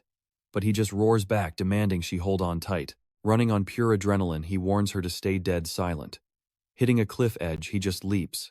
She shrieks in pure panic as they freefall, plummeting straight toward the raging river down below. Down they go. The drop feels eternal until they smash into the water. He grips her tight, bracing for that bone-crushing impact. Overwhelmed, she closes her eyes and blacks out. Sometime later, her eyes flutter open. She lets out a weak groan. Sitting on the riverbank, her brain finally reboots. She looks around silently, and there is George hauling a giant pile of firewood. He walks up. "You awake?" He warns her he is starting a fire and she needs rest. Flustered, she nods quickly, confirming to him that she is okay. "You and I both know they need a breather." Following the river hid their tracks, but they must recover energy. They have to move soon. He calculates it is a half-day trek to the safe camp. A soft smile breaks her silence, and she genuinely thanks him. Staring at the river, he claims it was just natural. She looks totally awkward at his blunt reply, covering her mouth while trying to offer help. She stands up to gather wood, but suddenly her face drops into pure, unadulterated shock. Turning around, she notices his body and freezes solid. Feeling her stare, he gets incredibly embarrassed too. Backing away in a panic, she wraps her arms around herself and shrieks. But her foot catches a stray branch. Balance gone, she falls forward, diving straight toward him. Bracing for pain, she squeezes her eyes shut. But opening them, she realizes she landed right on him. Totally stunned, he just stares. The position they ended up in is wild. What would you do? Her strength fades in this shameful spot. Trust me, we pause right here. Let's dive into some serious tension right here. Exhausted, she collapses completely on top of him. He reminds himself he is a soldier. He must resist. Leaning in closer, their faces almost touch right there on the ground. At this exact moment, he realizes he cannot stop what is about to happen. Unable to hold back anymore, he pulls her in close, and they finally kiss. They both surrender to the moment, deep in the forest. But suddenly, a strange noise interrupts everything, throwing them both right back on high alert. Moving fast, he yells and throws her to the ground. He instantly grabs his weapon, aiming it straight into the pitch-black darkness. Total focus. He keeps aiming at the dark forest, ready for absolutely any threat. Behind him, she silently watches the whole scene unfold. Then a tiny squirrel just runs right out of the bushes. Seeing the little animal, he quickly realizes it was just a false alarm. Lowering his gun, he tells her not to worry. They still need to be alert. But turning back around, he notices something and looks completely confused. Heavy silence hits them both. They just stare at each other for a second, totally speechless. Super embarrassed, she turns her back and apologizes for what just happened. He simply says she must be totally confused by everything. He explains it away as a stress reaction causing irrational choices. Claiming she is just tired, he suggests they both just go back to sleep. Hearing this weak excuse, she clearly does not believe a single word he says. Visibly irritated, she calls him a total amateur. Stepping closer, she places a hand on his shoulder, then suddenly grabs his face hard, catching him completely off guard. Super angry now, she asks who he thinks he is to diagnose her feelings. Totally lost, he questions her anger, saying he was just pointing out a medical fact. She shouts that his logic is completely ridiculous, and honestly, you and I both know this is definitely not just some simple stress reaction. After a short pause, her facial expression completely changes while he just stares. With absolute conviction, she finally reveals that she actually loves him. Holding his face, she calls him the legendary soldier George Sa. She continues calling him an absolute genius and master of hand-to-hand combat. Flashing back, he easily dodges a point-blank strike. He can track a gun sight and effortlessly dodge incoming bullets. Moving slowly, Sophia's advance was practically invisible to an average soldier. Her speed was way slower than a boxer's punch, and nowhere near the blazing speed of a fired M1911 pistol. Time almost stops completely, as the two of them stare intensely at each other. Without hesitating, she finally kisses him right there in the clearing. And this time, George simply does not dodge the unexpected attack. From a tiny branch nearby, the squirrel just watches this entire crazy scene. He simply could not avoid it. But hold on, let's hit rewind and see what actually happened 30 days ago on his last mission. Waking up completely terrified, the young man finds himself in a totally unknown room. Sitting up in bed, he realizes he is tied down with strange restraints. He checks himself, trying to process this nightmare. Super confused, he loudly asks where he actually is. Right then, a woman appears looking genuinely shocked that he is awake. Stirring a pot, she notes he is finally up. Turning toward him, the woman asks how he feels now, wearing a completely shocked expression. He recognizes her and asks if she is Sophia, but looking closer, he quickly realizes that something is very, very wrong. Then a second woman appears, warning him not to stand because of major blood loss. Right beside him, a metal tray holds surgical instruments and a sharp scalpel. She says that normally staying awake right now would be completely impossible. He just stares at her, totally lost in this insane situation. Then she casually dips a scalpel into a small container of liquid. Moving super fast, she throws the weird substance right at him. Feeling a huge shock, he violently thrashes on the bed, but the heavy restraints on his wrists and ankles hold tight. Even fighting like crazy, he cannot break those thick leather straps. Laughing softly, she warns him that trying to escape is absolutely useless. She smugly explains that not even a wild bear could break out of those modified belts. Then she compares him directly to a fish on a cutting board. Smiling, she says he will be sliced up just like one. Clenching his teeth, he glares back with an expression of absolute pure fury. Using massive force, he tries snapping the wrist restraints, screaming in pure frustration. But the thick binding does not budge even a single inch. She steps closer, totally ignoring his struggle. Trust me, we are going to want to find out who ordered this trap. Stick with me, because he just realized exactly who set this whole trap up. A sinister face flashes in his mind. He immediately asks if Akshi ordered this and what they plan to do to him. Hearing the name Akshi, she goes completely quiet for a second, thinking he is right. He confidently states he already knows everything. But she looks completely confused and asks, "Who is that?" Her reaction totally throws him off.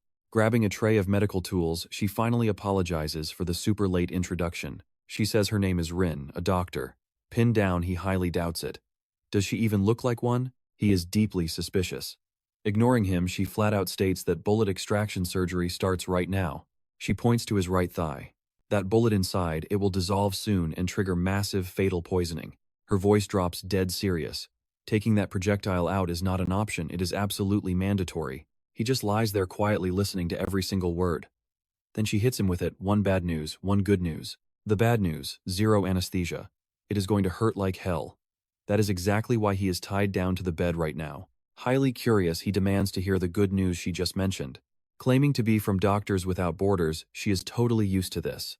She winks, telling him to blindly trust her. Hearing that specific organization name, he admits he has actually heard of them before.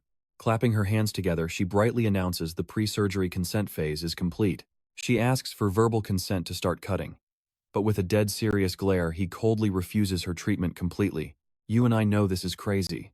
Stunned, she asks what he just said, begging him to stop joking. She insists the surgery must happen. He snaps back, asking if she is deaf. He refuses to agree to anything. He barks an order, take off the ties if she understands him. She screams out, asking if he is totally insane. He will literally die. Completely calm, he replies he knows the extreme risks. Then he drops a bombshell. He will extract the bullet himself using his old army training. She calls that absolute garbage, shouting that a real doctor is standing right here, but he fires back. She has zero proof of that. He challenges her right there. Can she actually prove it? Unable to answer, she apologizes and falls dead silent. He bluntly states he won't ever trust his life to some random stranger. That harsh truth leaves her completely stunned and speechless. Looking worried, she tries to justify her skills but nervously hesitates. Breaking the silence, she admits that a doctor cannot operate under these specific conditions. He just coldly watches as she starts rambling about strict medical standards. She finally concludes that performing medical acts without the patient's explicit consent is strictly prohibited. So he challenges her follow the rules and untie him. With tearful eyes, she finally caves into his demand. Stepping closer, she slowly starts loosening the heavy straps holding him down. Once he is completely free, she backs into a corner, standing far away. He just sits up, watching her in silence. Sitting up, he sighs and demands she hand him a scalpel. Wordlessly, she turns to grab the sharp instrument. Walking slowly back over, she places the razor-sharp blade directly into his hand. Watch closely. In a lightning-fast move, he grabs her arm and flips the weapon. She stares at him, absolutely terrified. He immediately presses that cold steel right against her neck.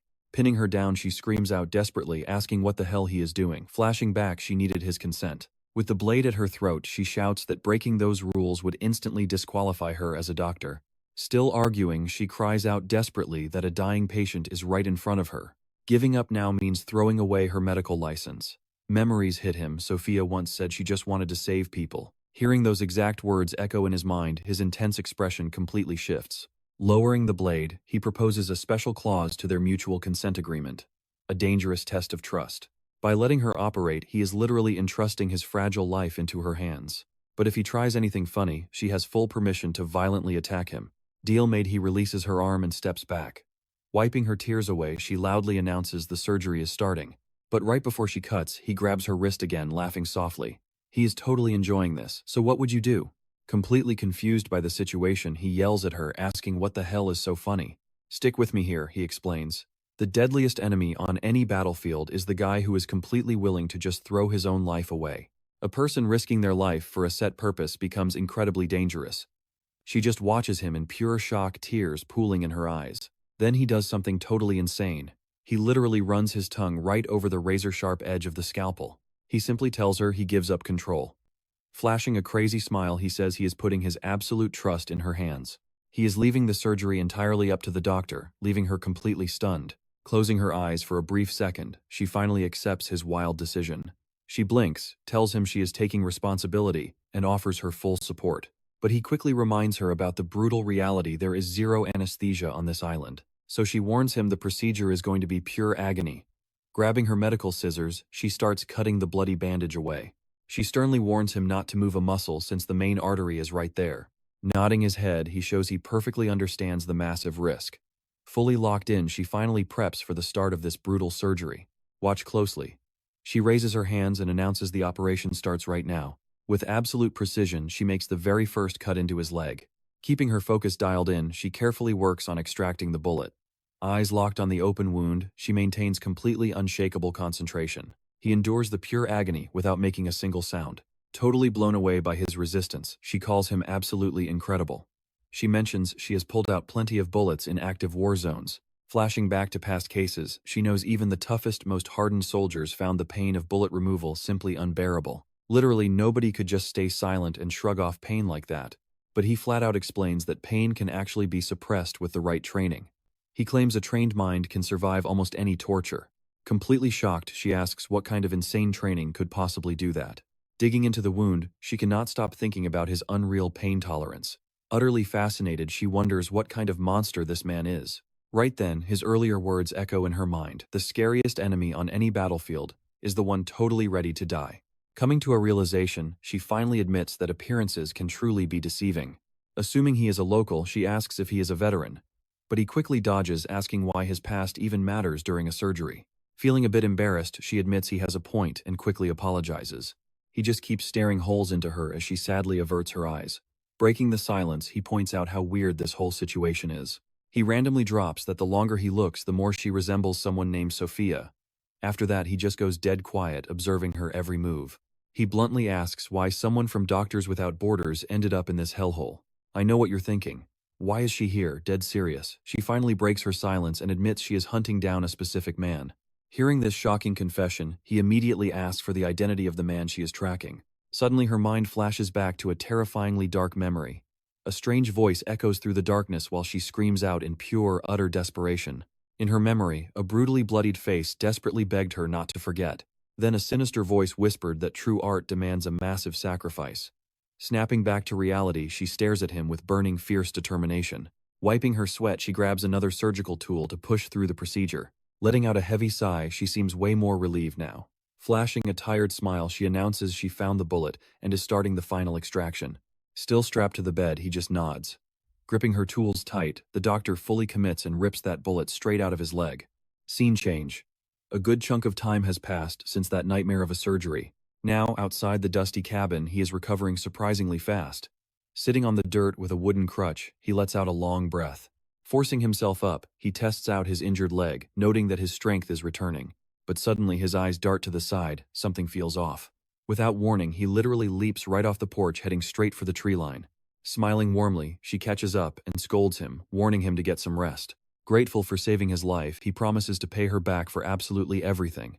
Waving it off, she tells him not to worry, since he is safe for now. But then her smile shifts, and she says he just needs to pay his tab. Completely confused, he asks what the hell she means by that.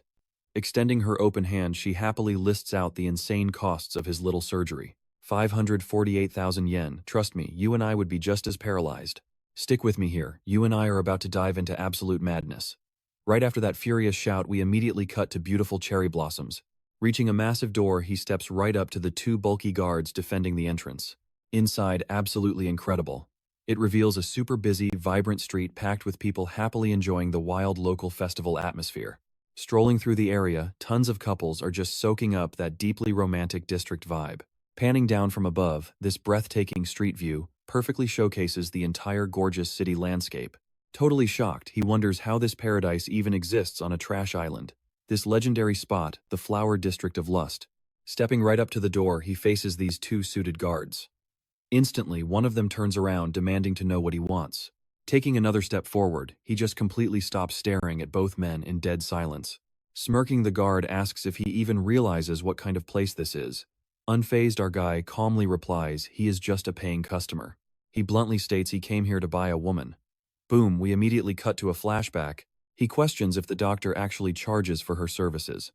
Hearing her out, he admits his mistake completely. Totally confused, she stares at him and asks exactly what mistake he is talking about. He assumed she was doing charity work with Doctors Without Borders. Shutting that down, she coldly declares that medicine is nothing but pure profit. Getting absolutely furious, she starts screaming at him, aggressively justifying her prices. Medical equipment and procedures cost an absolute fortune on this terrible island. Calmly, he agrees and says he does not mind her charging. She absolutely deserves that fair compensation. Now watch closely, she demands his cash for the bill, but instead of paying you, and I see him flash back to a desperate begging man. In that gruesome memory, the poor guy was screaming in pure terror, his face completely bloody. Wearing a dead serious expression, he finally prepares his answer. He tells her he would love to pay, but tragically his pockets are completely empty. Making a payment right now is literally impossible. Absolutely stunned, she just stares at him in complete disbelief. Slapping a hand to her forehead, she mutters, "He is the very first to say that." Then she darkly starts explaining exactly what happens to patients who cannot pay up. Sighing heavily, she finally decides on the perfect solution. She boldly proposes an intense infiltration mission to gather some highly classified information. Questioning this crazy idea, he asks what the actual objective of the mission is. Kneeling down, she reveals his target is hiding inside that district. With a super somber look, she orders him to simply assassinate the mysterious man. Nodding, he simply states that he understands her entire plan. Relieved, she explains that mostly women work there, but as a guy, he can easily walk right in as a customer without raising any suspicion. He stays totally silent, quickly processing all this heavy intel. Smirking, he winks and asks if this was her master plan from the very start. She just says maybe giving him a cold little welcome. Catching her glance, he just stares right back in absolute intense silence. I know what you and I are thinking. Back in the present, these guards ask if he is buying, staring at each other in absolute pure disbelief. Bursting into loud laughter, they mercilessly mock his filthy clothes. Completely unfazed, he just keeps staring down both men with a deadly serious expression. One guard cruelly jokes that he looks like a valuable slave straight out the mines. But the second guard adds that if he is a real customer, the story changes. He aggressively demands to see a cash deposit as actual proof. Acting totally superior, they warn him. The women inside are gorgeous, strictly demanding a financial guarantee. The guard boldly states he needs hard cash to enter. Without money, they will just treat him like a peeping creep and violently throw him out. Screaming to intimidate him, they sarcastically call him a dear customer. He alone just stares back at them, remaining completely quiet. Letting out a really long sigh, he finally prepares for combat, turning right toward both guards. He bluntly admits he is broke, but with a fiercely determined look, he warns he is walking inside anyway. Hearing that wild answer, the two guards absolutely snap at his audacity. One furiously shouts, calling him nothing but a penniless creep. His partner screams that things are about to get ugly. Yelling loudly, both massive men lunge forward to attack him at the exact same time. He instantly defends against the brutal strikes raining down from everywhere. Dropping his crutch completely, he perfectly blocks the first incoming hit. Then he literally uses the guards as leverage for an insane backflip. Spinning mid-air, he lands perfectly right on top of the guy's shoulders. He quickly strikes a lightning-fast, ultra-precise blow right into the bottom guard's neck. Taking that crazy surprise attack, the giant man wildly staggers sideways, looking completely shell-shocked. And that is where we leave it. He brutally grabs him from behind, violently twisting his neck to perfectly exploit that fatal spinal weakness. 50 degrees. Maximum torsion. A deadly bone-crushing neck snap. His cold eyes lock on, pure focus before the ultimate final blow. Stick with me here. He violently breaks the guy's neck with explosive force, tossing his lifeless body away like absolute trash in one fluid motion. Then comes the first rule of fighting two opponents. Seeing his fallen comrade, the other guard charges forward, screaming loudly toward the dead body. The rule: you must always kill one enemy instantly. Boom. The second rule is brutal. Opponents never listen to reason. So he bluntly informs the screaming guard that his weak friend is already completely dead. The guard cries out in pure agony. Eyes bloodshot with rage, he screams at the top of his lungs, calling him a wretch. Throughout this chaos, he knows the enemy will attack blindly. Overcome by anger, the guard rushes in, throwing completely wild, uncontrolled, and predictable strikes. He blocks the strike effortlessly. Easy. Taking full advantage of this wide-open enemy, he dodges to the side, preparing a lightning-fast and perfectly accurate counterattack. With one devastating smash, he hits the guard's face with maximum power. The massive impact sends the man flying backward. Completely knocked out by the precise strike, he hits the dirt face bleeding and stops moving entirely. Suddenly, a terrifying scream echoes down the street, grabbing the immediate attention of absolutely everyone nearby. Now watch closely. Seeing those bodies, a woman screams bloody murder, and the gathering crowd realizes this insane level of violence is actually very real. Right then, he flashes back to a stern warning from before. In this memory, the guards demanded to know if he was even listening. He also recalls the strict warning the doctor gave him back then. Crucial advice. She warned him not to cause any trouble in the flower district. Why? Because that high-end place absolutely rejected men who lacked proper manners. According to her, it was an exclusive spot meant only for polite, refined gentlemen. Flashing back to the guards, they boldly stated the massive doors were simply wide open. He wondered if beating up these guards would cause massive problems inside. But one guard cockily replied that he would never know unless he actually stayed around. Back to reality. The furious guard advances with fists raised to attack, but our guy calmly says, "Shut up." The guard stares intensely through his completely shattered glasses, totally confused by the young man's chillingly calm reaction.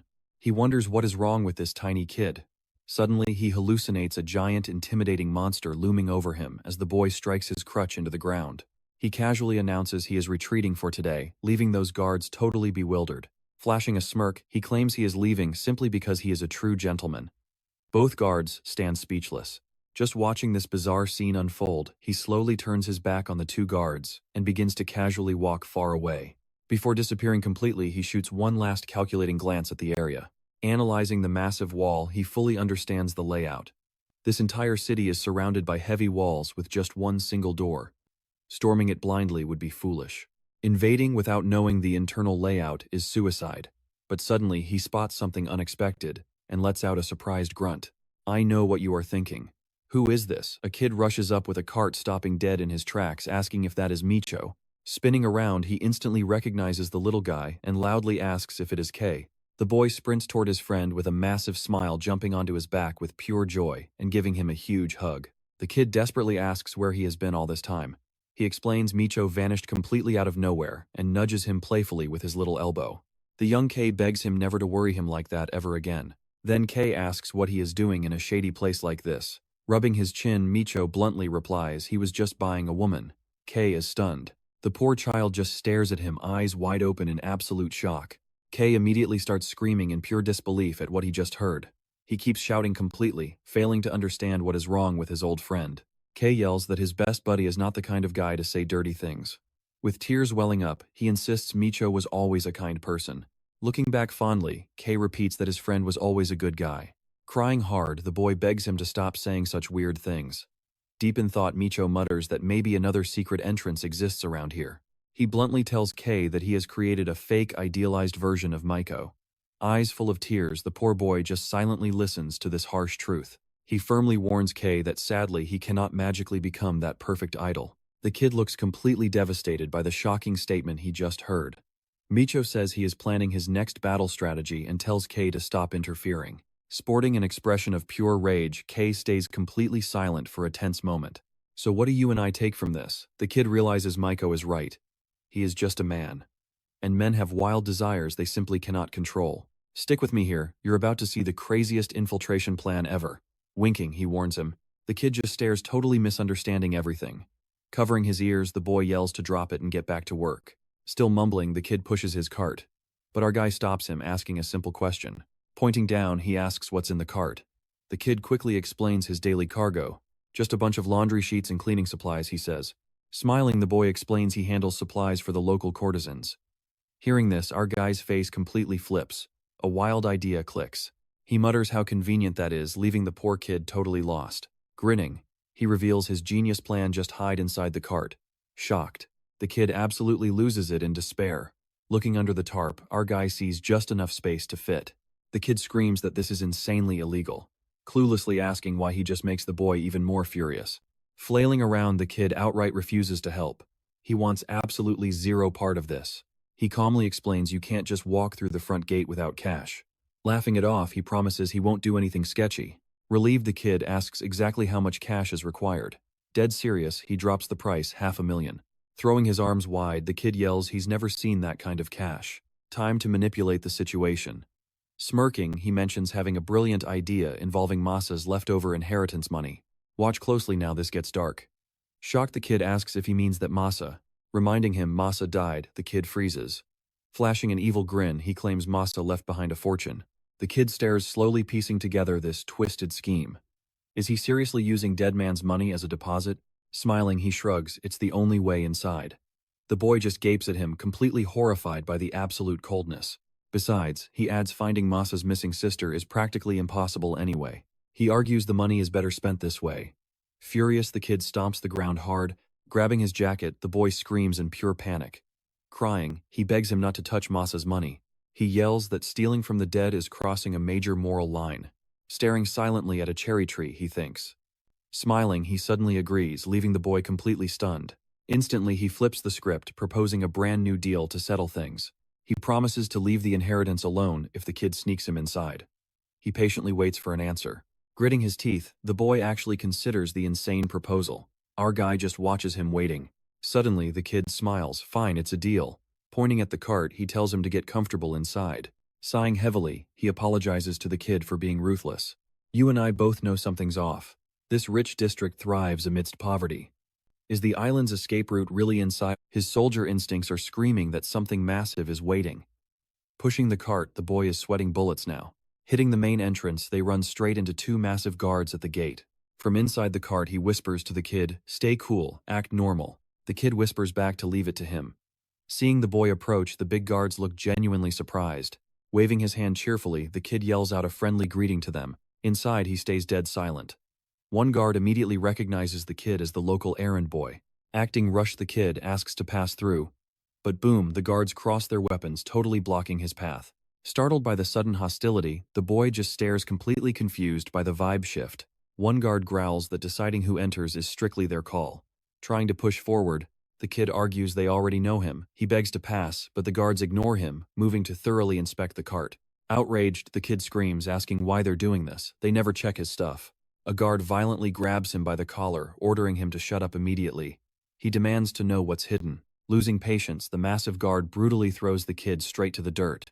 With the kid down, the guard steps up and grabs the tarp. He aggressively pulls the fabric, ready to look inside. Hidden inside, he stares out, waiting.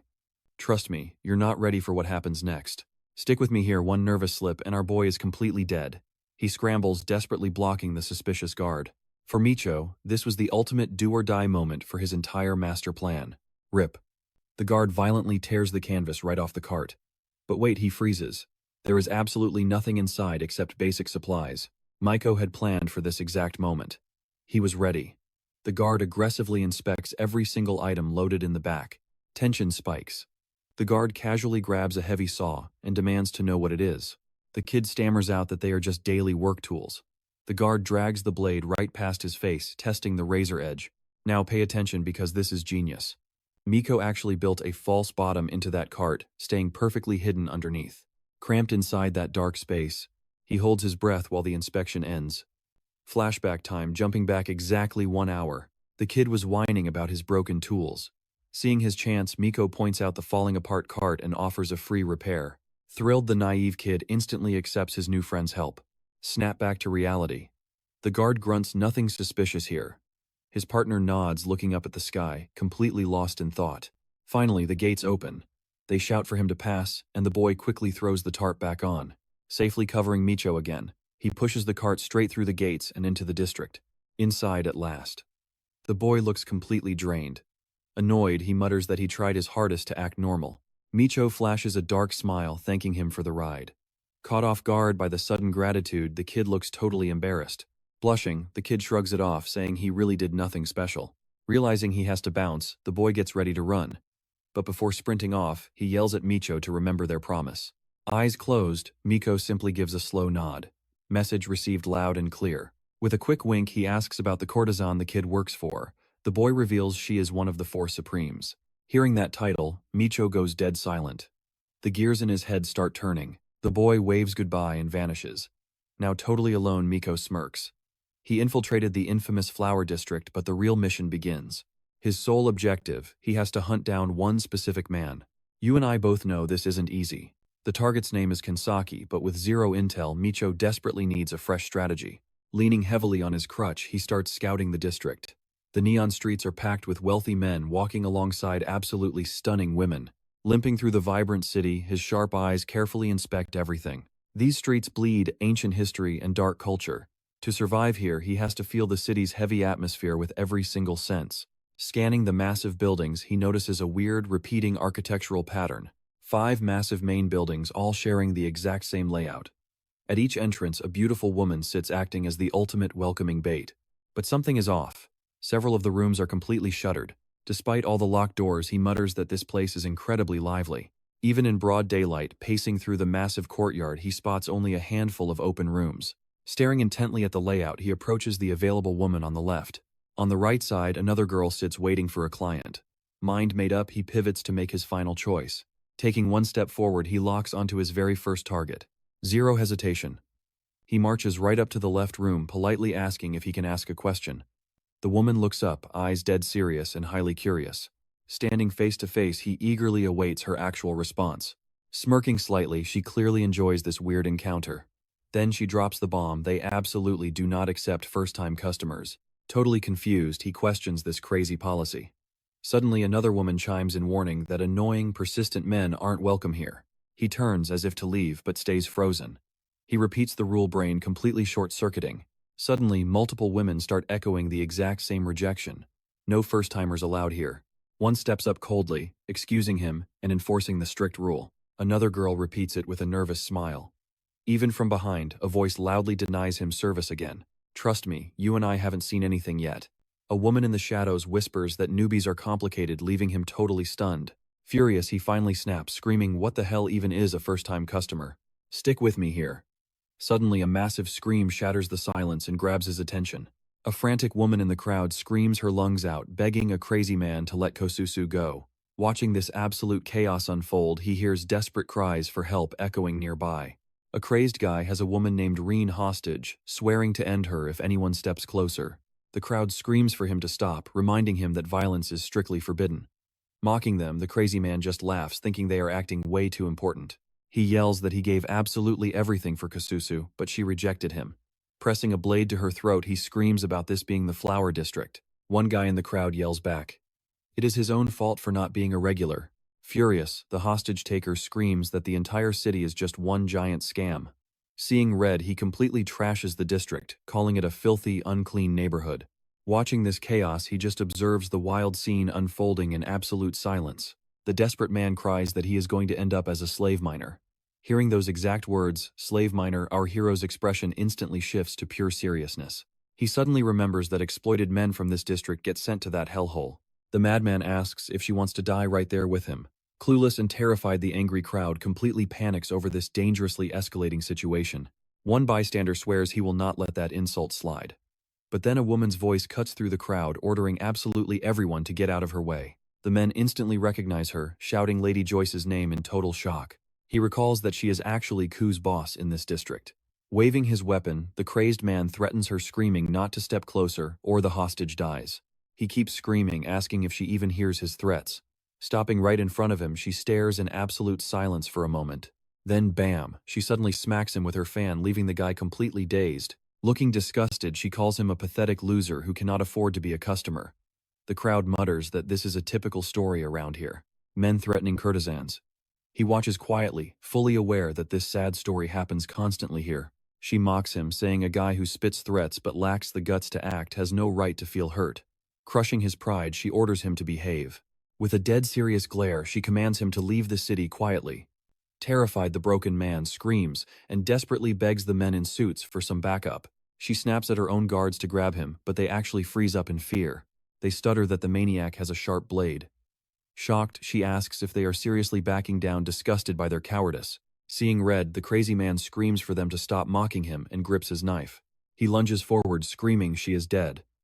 The knife closes in fast. But pay attention, this is where things get completely wild as someone instantly steps in to save her.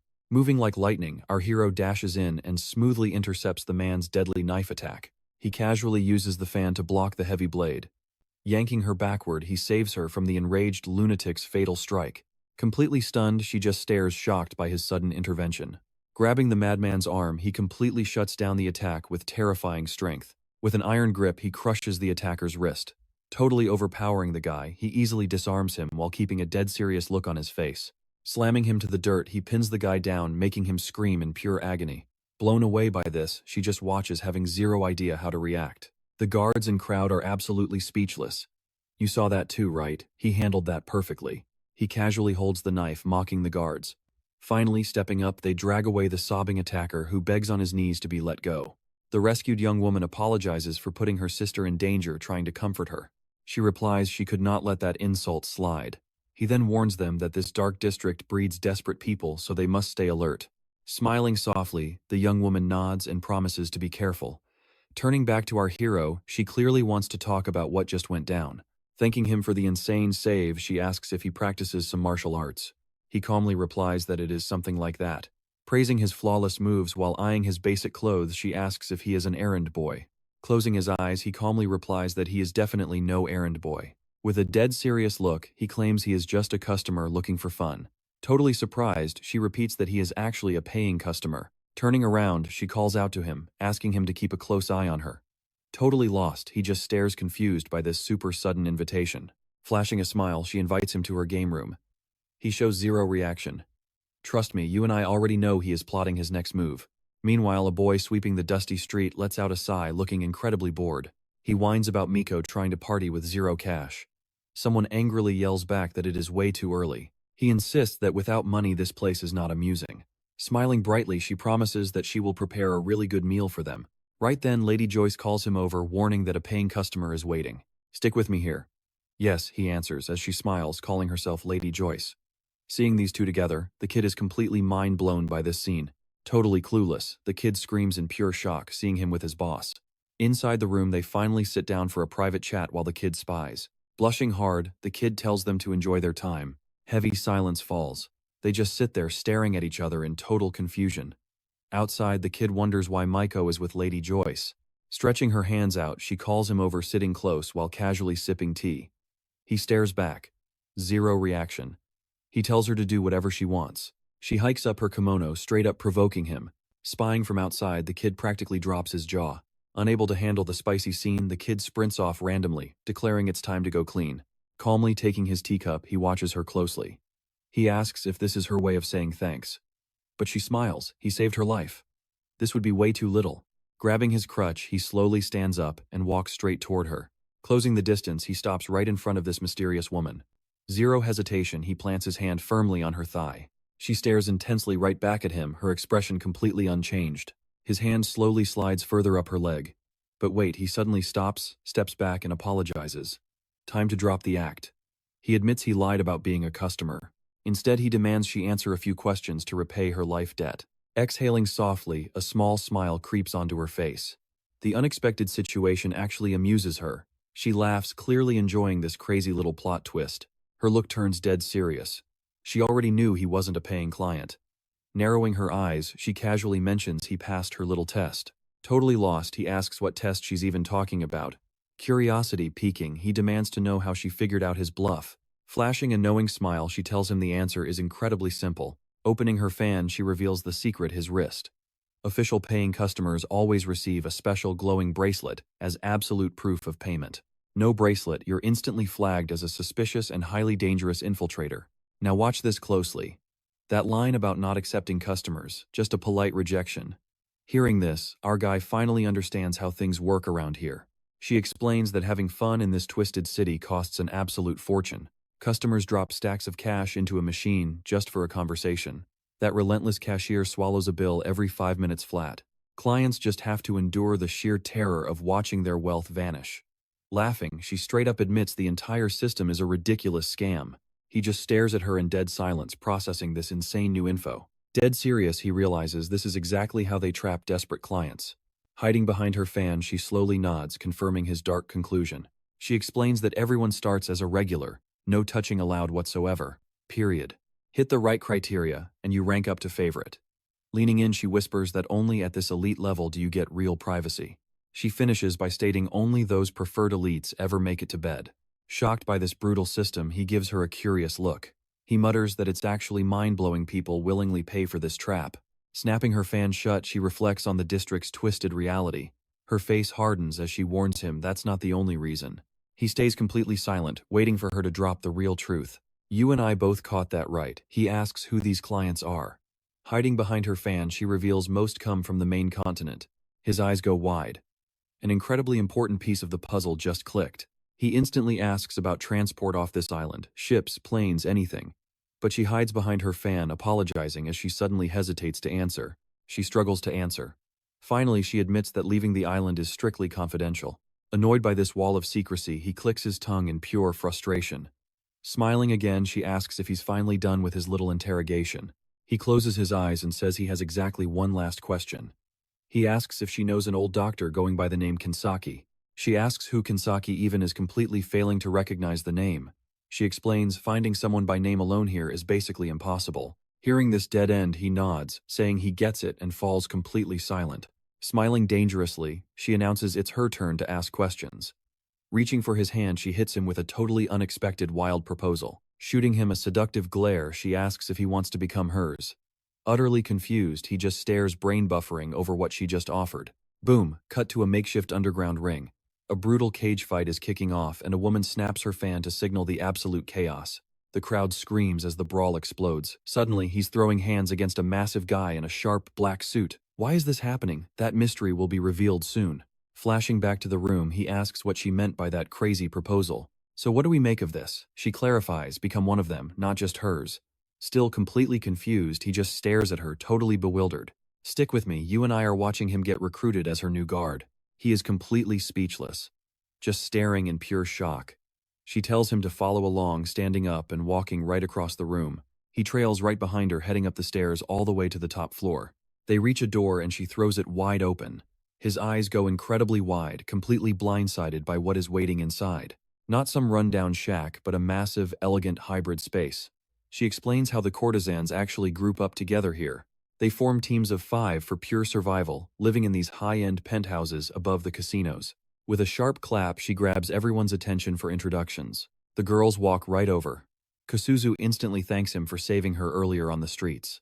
The other two, Pony and Ron, casually introduce themselves while just going about their daily chores. She then reveals that every single group gets to hire one exclusive bodyguard. Suddenly, a guy bursts in screaming for Lady Joyce. He looks completely panicked, demanding to know why he is getting fired. She coldly apologizes, pointing out our guy as the brand new replacement. But he jumps in, saying he hasn't even accepted the offer yet. Dropping to his knees, the old guard desperately begs for his job. She just looks around, asking if anyone actually objects to the swap. Smiling, the girls totally back their leader's call. The others chime in too, calling the old guard a desperate mess anyway. The guy practically cries, begging for one last chance.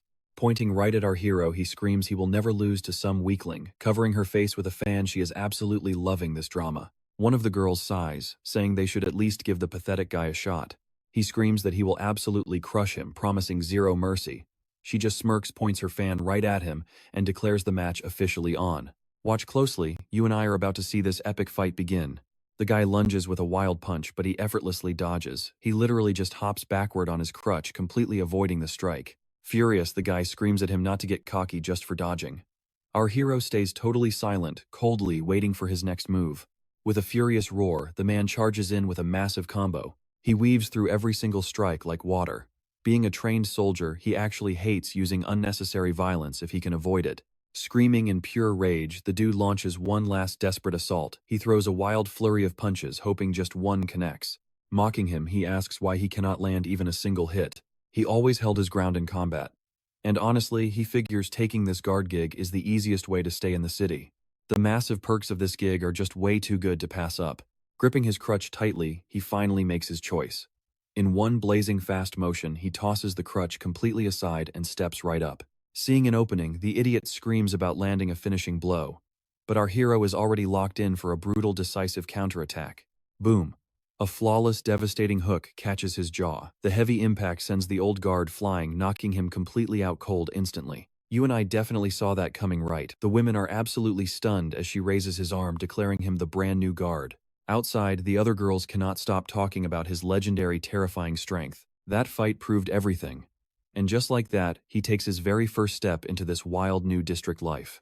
Now dripping in a sharp new suit, he complains it is super stiff to move in. Suddenly, the girls sneak up right behind him. Giggling one mentions his tie is totally crooked. As they adjust the knot, they start hyping up his insane fighting skills, admitting his sheer power was just incredibly impressive today. Stepping back, she points out they are pretty low on customers. Turning around with a bright smile, she demands they throw him a welcome party. Still adjusting his tie, he just stares back, dead serious. Raising their glasses high, the whole crew cheers at his welcome party. Hanging out in the room, everyone is having a great time. She notices he is not drinking and he coldly drops a truth bomb. Alcohol is straight poison. Meanwhile, one of the girls asks why Kumika is acting so grumpy tonight. Pouting hard, she complains she wanted the party to just be the two of them. Another girl teases her about romancing the new guard, which is strictly forbidden here, by the way. Totally embarrassed, she frantically waves her hands, denying everything.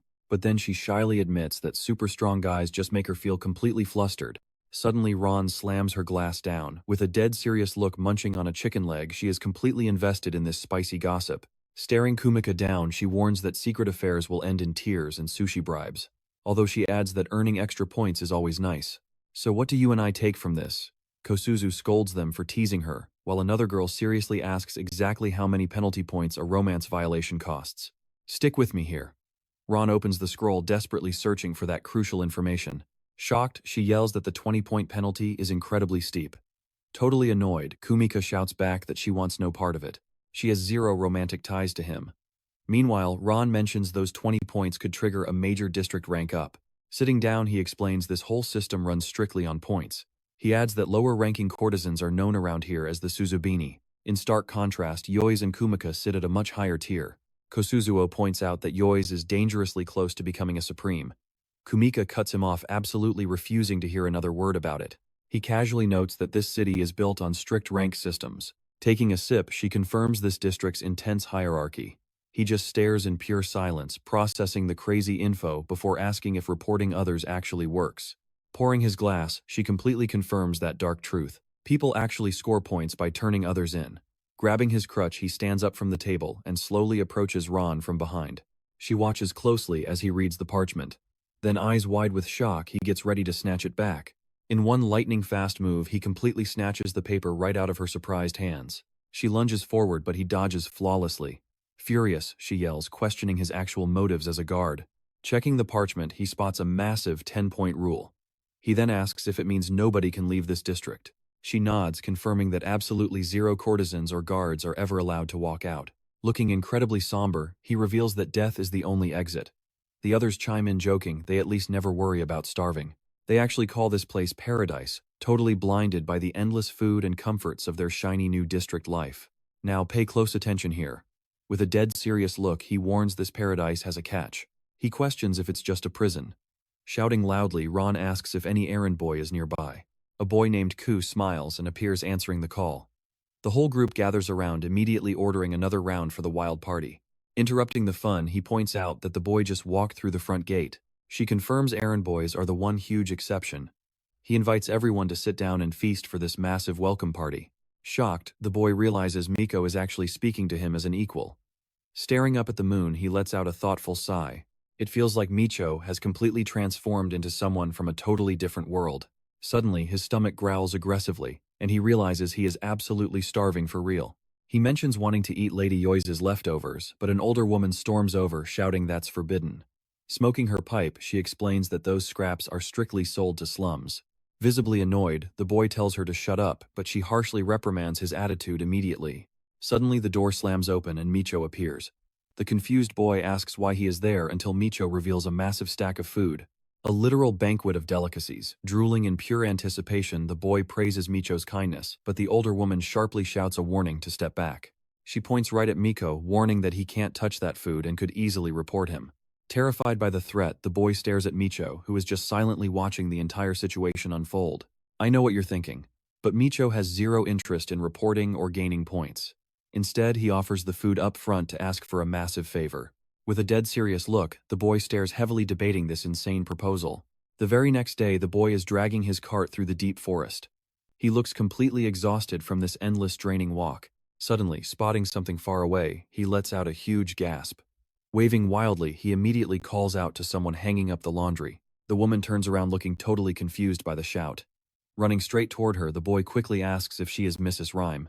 With a soft giggle, she replies that thanks to his help, Micho successfully got inside. Handing him a glass, she offers the seated boy a drink. He's totally shocked by how clean the water is, claiming he's never seen anything like it. She explains the absolute need for clean drinking water and decides to teach him. She shows him how boiling and extracting works, leaving the kid totally mind-blown. Flashing a bright smile, he asks if Micho is doing all right. Getting super excited, he brags that Micho became an exclusive security guard on day 1. With a highly satisfied smile, she mentions how glad she is. Suddenly remembering the boy, says Micho sent an important message. Handing over the sealed envelope, the boy explains Micho specifically told him to deliver it. Tearing it open, she reads the message with a deeply worried expression. Inside the hidden note, Micho is desperately asking for intelligence regarding a man named Kensaki. Curious, the boy tries spying on it.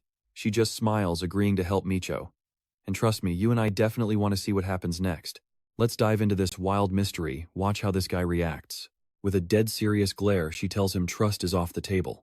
Annoyed and completely caught off guard, he snaps back, demanding to know why she won't just let him handle it. She points out that the district is strictly locked down. Getting caught means pure danger. But his hand grips the envelope tightly, and he simply tells her to drop the concern. But she's not having it. She screams that this isn't a game, he could literally die doing this. Startled by that brutal reality check, the boy just stares at her in dead silence. Then the scene fades into a flashback of their very first encounter. That night, he handed over a letter asking him to deliver it to the doctor. Flashing a confident smile, the boy brushed it off as an absolute piece of cake. Still smiling brightly, the boy urges them to dig into the food they just got. The lady panics, screaming that they absolutely cannot accept it. Crouching down smoothly, he slides the massive food box forward, asking for just one thing: total silence. He calls it their savings fund. Keep their mouths shut, period. Inside that box, an absolute feast of premium meals. Staring out the open window with wide, beautiful eyes, the lady is completely stunned by the bribe, gritting her teeth hard. She fights the intense urge to accept the meal, but hunger wins.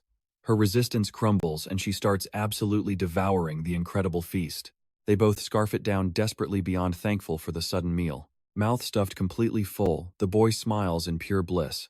Cutting back to the clinic, he looks deep in thought after finishing his own heavy meal. Gripping his bag tight, his mind is made up. He's spilling everything to the doctor. Watch closely right here, he reveals Micho was lying. She just stares back, desperate to hear the whole truth. Furious, he explains, Micho claimed he was just there to buy some annoying woman. He admits he almost despised him for that fake cover story, but now he is genuinely relieved Micho is actually working to protect these people. Eyes full of pure determination, she yells that she wants to help Micho too. Shocked by his raw energy, she just stares quietly. Then dropping to a whisper, she admits Micho is completely helpless without his backup. Letting out a heavy sigh, she finally completely agrees with the boy. Laughing together, they joke about Micho's bizarre recent behavior. Flashing a warm smile, he assures her she can spill all her secrets without any fear. Closing her eyes, she finally decides to put her faith in him. Expression turning deadly serious, she drops a massive name, a man called Kensaki. She warns that he is definitely rocking a fake name and entirely different face. Panicking, the boy yells that finding him here will be impossible. But she sits down calmly, revealing Kensaki has one very specific, totally unique physical trait. Her look says it all, it is a trait he absolutely cannot disguise. The boy stares intensely. He is hanging onto her every single word. Meanwhile, back in the bustling flower district, everyday life drags on normally. He suddenly realizes these clients are traveling from entirely outside the island. Despite the lively joy of the district, he remains surprisingly calm right now. You and I both know what this means, there has to be a hidden exit. But he brushes the thought away. He just needs to focus on the mission. Laughing at his intense vibe, she teases him for being too stiff. Then she casually mentions she is starting her shift a bit late today. Glancing up at the wooden balconies, he notices the other girls are already working. She explains the morning workers are the ones ranking lowest in points. Suddenly, Kasuzu shouts out, desperately calling for a guy named Fujinaga. Using quick hand signs, she awkwardly asks if he is free today. Looking super uncomfortable, he totally blows her off, telling her to try again later. Crushed by the harsh rejection, she watches him walk away in total silence. He notes how desperate she looked, realizing these workers have strict quotas to hit. Flashing a knowing smile, she hints that someday he will figure this system out. Walking right up, she slyly asks if he enjoyed the special jobs they handed out. He plays dumb, but she smirks. She already knows everything. With a sharp glance, she cleverly demands to know exactly what he is secretly plotting. Remaining silent, he just shoots her a dangerously serious glare. He coldly warns her to drop the totally baseless accusations right now. Turning her back, she promises she will not sell him out, but he better remember this. Pointing straight at him, she declares he officially owes her a massive favor. Not flinching at all, he demands to know her real endgame. She simply replies that when things pop off, he just needs to back her up. He watches her silently, quickly processing this risky new alliance.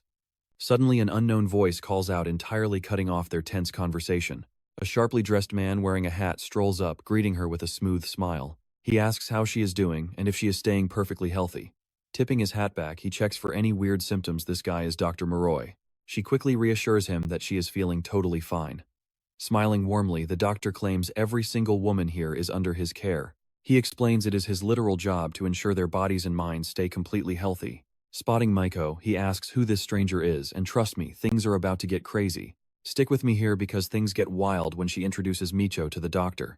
She points out that the doc does routine checkups for the courtesans, but she's suspicious. Wasn't his appointment scheduled for way later? The doctor brushes it off, claiming he's checking on the district president's condition. Hearing this, she immediately asks if the president is all right. He nods. But suddenly the doctor locks eyes on Micho. Staring right at his crutch, he asks if he broke a bone. Micho plays it cool, saying it's just a deep cut. But the doctor rubs his chin, warning that deep wounds can quickly lead to a nasty infection. The doctor offers to take a quick look, but Micho straight up refuses. The doctor insists, warning him not to ignore it. Crouching down, he tries to disinfect the cut anyway, but Micho stops him cold. Micho's expression turns deadly serious. Faster than you can blink, he throws a massive punch, sending the doctor flying. With a smooth circular motion, the doctor's gloves fly into the air. The entire street freezes in pure shock. Totally confused, the young boy looks around and asks what the hell just happened. With her eyes wide open, she finally reveals the truth. Their target has a prosthetic arm. The boy's jaw drops. She explains the man is missing everything from the elbow down. He can change his face, his hair, his clothes, but a severed arm that is never ever growing back. The boy stays totally silent, trying to process it all. Meanwhile, back on the street, the doctor's young assistant charges forward. Now pay close attention here, he locks eyes on his brand new opponent. He throws himself to the side, narrowly dodging the kid's attack. With intense focus, he suddenly realizes something crucial about this fight. Gripping a sharp knife, the assistant rushes back in with lightning-fast speed. Micho doesn't even flinch. Standing perfectly still, he uses his crutch to block the blade with insane precision. Joyce watches the brutal fight unfold, completely stunned. Using pure brute strength, he grips the crutch and holds the block against the blade. The heavy impact shakes them both. The assistant screams in frustration, staring at the blocked knife in total disbelief. The doctor suddenly barks an order to stop. He shuts down the intense confrontation instantly. Stepping back, the doctor looks super relieved to avoid a bloodbath. With a deadly serious face, he watches the dust settle. He formally apologizes, admitting his assistant lacks proper training. He also says sorry for aggressively trying to treat his injury earlier. Sounding genuinely worried, he repeats that deep cuts can easily turn into nasty infections. Adjusting his own prosthetic, the doctor claims he understands losing a limb. Snapping his fingers, he admits living like this is highly inconvenient. Micho just stares at the doctor in dead silence. Zero reaction. He brutally scolds the assistant, refusing to excuse the reckless behavior. Then the doctor orders him to apologize directly to Joyce instead. The young kid just takes the harsh scolding without a single word. Bowing low, he issues a highly sincere apology for acting recklessly. But with a dark, somber look, Micho realizes this kid almost ended his life. He glares at the assistant, finally grasping how dangerous he is. The doctor gives Joyce one last apology for the chaos. Calling his assistant Roku, he orders him to leave and the boy obeys. Still shaking, she asks Micho if he is all right. Gripping his wooden crutch tight, he confidently assures her he's fine. But then he looks down. With a dark expression, he inspects his crutch, realizing it actually cracked. You and I both know this isn't over. That night, sitting under the full moon, he closes his eyes to concentrate. Inside his own mind, he runs a brutal simulation against the assistant. The two warriors stare each other down in a deadly duel. The tension in the air is suffocating. A massive clash is completely inevitable. With an explosive jump, he rushes the young fighter. He throws a devastating direct punch straight at the kid's face. But suddenly, the kid pushes up his glasses, revealing a chilling, totally different expression. In the mental simulation, Micho blocks the strike, but the kid brutally sweeps his wounded leg. He violently crashes to the floor. Seeing his target down, the kid thrusts his blade straight for the kill. Micho responds with a desperate spinning kick, knocking him aside. He barely dodges the blade, but the vicious attack completely shatters his wooden crutch. Dripping with sweat, he screams out in pure agony. The impact is absolutely bone-crushing. Launching himself upward, he attempts a surprise attack from above, but the kid smirks, calling his movements pathetic and slow. Dripping with cold sweat, Micho realizes he is hopelessly outmatched in this terrifying simulation. The assistant lands a direct, fatal blow, silencing his scream completely. Trust me, you'll want to see what happens next. Let's dive into this madness. He just hit 57 crushing defeats. His mind is a battlefield running endless combat simulations. Thanks to that busted leg, he is operating at barely 40% of his true power. Still, he doesn't stop. He calculates every single enemy strike, taking brutal phantom hits straight to his psyche just to perfect his moves. This endless cycle of mental torture, just standard soldier training for him. Out in the real world, this lets him predict enemy strikes instantly. It skyrockets his combat survival rate on the battlefield. But his phantom opponent in this mental arena is an absolute monster. A win rate under 10%, that is completely unheard of for a prodigy. At 12 years old, he was left wondering how this was possible. Could anyone actually move with that kind of terrifying speed? Boom, a sudden voice snaps him right out of his trance. He turns around to see Ku walking up, asking what has him spaced out. Flashing a grin, he says he finally cracked the prosthetic arm's secret. Then drops a bomb. He figured out Kinsaki's true identity. And it looks like they are getting a chance to clash way sooner than expected. Completely lost, the kid asks what the heck is happening. Smiling, he credits K for tracking down their target. The kid beams with absolute pride, clearly hyped to get some well-deserved praise from his boss. He gives the kid a heavy pat, but the boy brushes off the compliment. Walking down the corridor, he tells Ku to keep this entirely quiet. Then he freezes. A strange scent hits him. Looking completely confused now, he stares down the hall, trying to process the smell. Pushing into the next room, he spots two women looking completely wrecked. Kumika is holding a sobbing Kasuzu, trying desperately to calm her down. He just stands there totally frozen, completely unsure of how to react. Pay close attention here, because stepping into this room changes everything for them. The kid panics, grabbing his leg and screaming to stop him from interrupting. He casually asks what is wrong, but the frantic kid yells at him to keep his mouth shut. Pointing at the women, the boy frantically whispers that Miss Kasuzu is crying. The man just shrugs it off with a blunt question, leaving the poor kid totally stunned. Yelling, now the kid explains the golden rule: you always pretend you do not see the tears. He practically begs the guy to remember this crucial etiquette. Meanwhile, the man just stands back silently, watching the two women break down on the couch. Through her heavy sobs, one of the girls mumbles something terrifying about the upcoming monthly evaluation. The other girl instantly demands to know what she means. Then she insists that whatever happened, it absolutely cannot be exposed to the bosses. Desperate to calm her friend, she swears nobody is going to notice a thing. Putting a finger to her lips, she promises that this secret stays strictly between them. Staring her right in the eyes, she asks if she is truly certain. Tears streaming down her face, she stays dead silent, completely unable to answer. Outside, under the moonlight, a system message confirms the bounty payment is finally complete. Pinning his target hard against the dirt, he coldly thanks the guy for being useful. Then we see a client walking off with a girl, thanking her profusely. The guy promises to come back, and she puts on a sweet smile, saying she will wait. But the second he leaves, she sighs heavily, closing her eyes in exhaustion. Suddenly, another worker sneaks up from behind, praising her hustle and grabbing her attention. Joyce points out that was her fourth client today, practically securing her monthly evaluation score. Clenching her fists tight, she vows to work even harder to be a worthy partner. But Joyce just sighs, warning her not to push herself to the breaking point. Across the dark street, his crew is already signaling him to wrap things up and move. You and I both know this famous monthly evaluation is hiding something seriously dark. Over time, this entire red light district has completely morphed. The streets are now packed with shady crowds, and dangerous shadows lurking around every single corner. Next day, two birds land on a branch. Up on the rooftop, our guy is sitting perfectly still, legs crossed in deep meditation. Boom, his eyes snap open, locking onto something far in the distance. Planting his hand firmly on his knee, he slowly starts to rise. In a blur of motion, he throws a lightning-fast strike. He lands hard on the tiles, pivoting instantly into a massive second blow. Startled by the sudden shockwave, the birds scatter into the sky. Standing tall, he intensely checks the fluid movement of his new mechanical leg. Testing the new hardware, a cold smirk creeps across his face. Suddenly we cut away, a girl gets brutally whipped with a leather strap. Gripping the heavy leather, a man steps up to make a major announcement. He roars to the room that the terrifying monthly evaluation has officially begun. Staring up at the stage, the entire crowd of women stands in dead silence. A massive screen flashes the brutal rules, highlighting the ultimate punishment for dead last. Watch their terrified faces. Stick with me because this twisted survival game is just getting started. Stick with me. Today's meeting decides their entire future, finally announcing the great president's grand arrival. Moving forward, the president steps right onto her path. Without a second thought, she literally uses a man's back as her personal stepping stone. She keeps walking, climbing a literal staircase built entirely out of human bodies to reach her high podium. From a distance, our main guy watches this sick scene with dead serious eyes. But suddenly, she loses her balance halfway up. She trips and starts falling face first. Right then, someone grabs her hand, completely stopping her fall. Two guards instantly rush over, asking if she got hurt.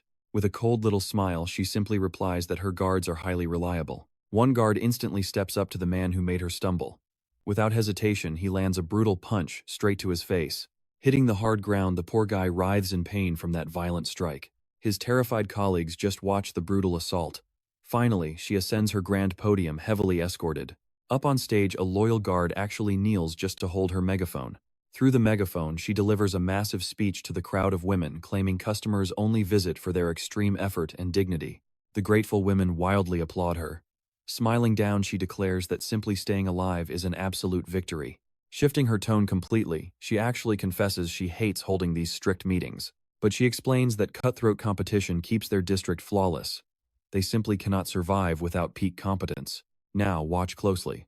With a grim smile, she asks who takes last place, creating a dead, terrifying silence. Banging a massive gong, a man screams for everyone to form a line immediately. Scrambling in panic, the men rush to line up, waiting in absolute silence for orders. Meanwhile, our main character watches this intense movement with a hyper-focused expression. The women turn around too, looking incredibly worried. Suddenly, a strange man wearing a hat casually appears. Walking up with his quiet assistant, he adjusts his glasses.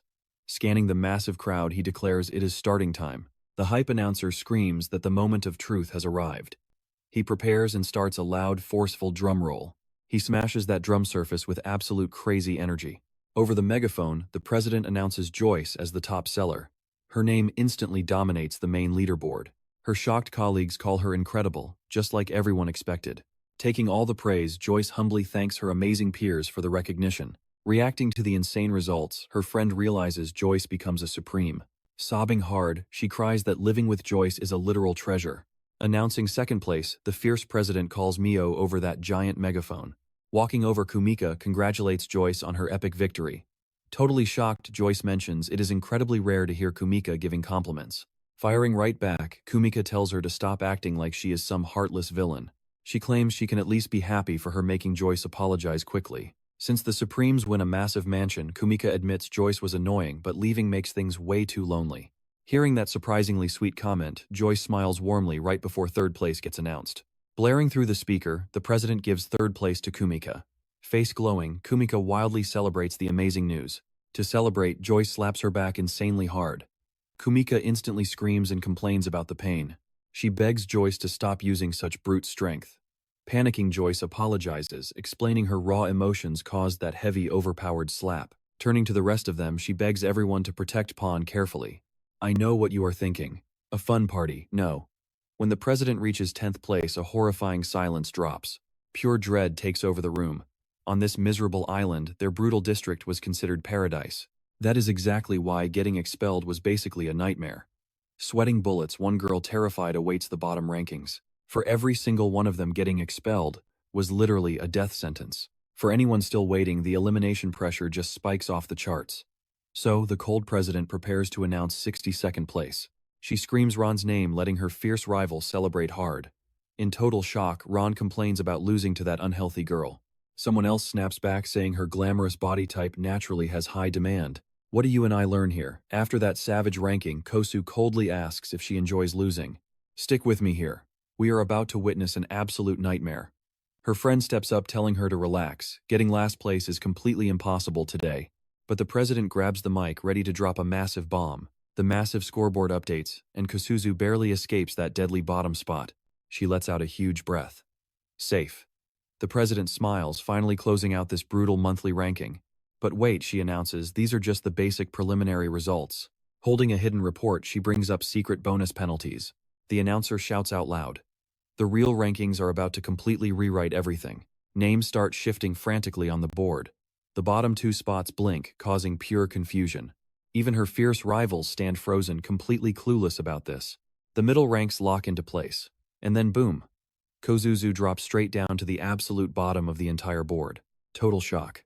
She freezes, completely unable to process this sudden brutal downfall. The other girls start whispering. On stage, the president demands to know why the announcer stopped. She basically tells him to do his job or get out right now. Shaking, the guy grabs his microphone and screams out the massive change in that final rank. Watch closely. While Kusuzu panics, you and I can see Joy analyzing this whole insane situation. Clicking her tongue in pure annoyance, Joy interrupts the crowd and directly confronts the president. The president just smiles, praising Joy for her hard work while defending her friend. Joy demands to know the exact rule broken. The president smirks, calling Joy surprisingly cruel. She asks if Joy really wants this shameful secret exposed to everyone. Backing up, Joy denies it. But the president declares that public humiliation is the ultimate punishment. She commands the announcer to read out Article 23 of their strict code. He shouts the forbidden rule, no sleeping with rookies. That is absolute common knowledge here. Staring her down, the president asks if Kusuzu knew this rule. She just stutters, completely paralyzed. This district is not just some cheap, ordinary playground, she coldly explains. It is a high-end paradise for wealthy elites. They do not handle basic average customers. Meanwhile, a guy in the silent crowd watches this brutal interrogation unfold, their true value being completely inaccessible. She compares them to luxury designer handbags on display. No rich man pays top dollar for something cheap. You have to tease without ever satisfying. You and I both see the trap here, right? Kosuzu actually slept with a total rookie. Sobbing hard, she cannot even deny the terrifying accusation. Every single girl turns to judge her. Looking at her friends, she cries about loving this place. That love made her terrified of leaving. From a distance, her rival watches this total breakdown with cold eyes.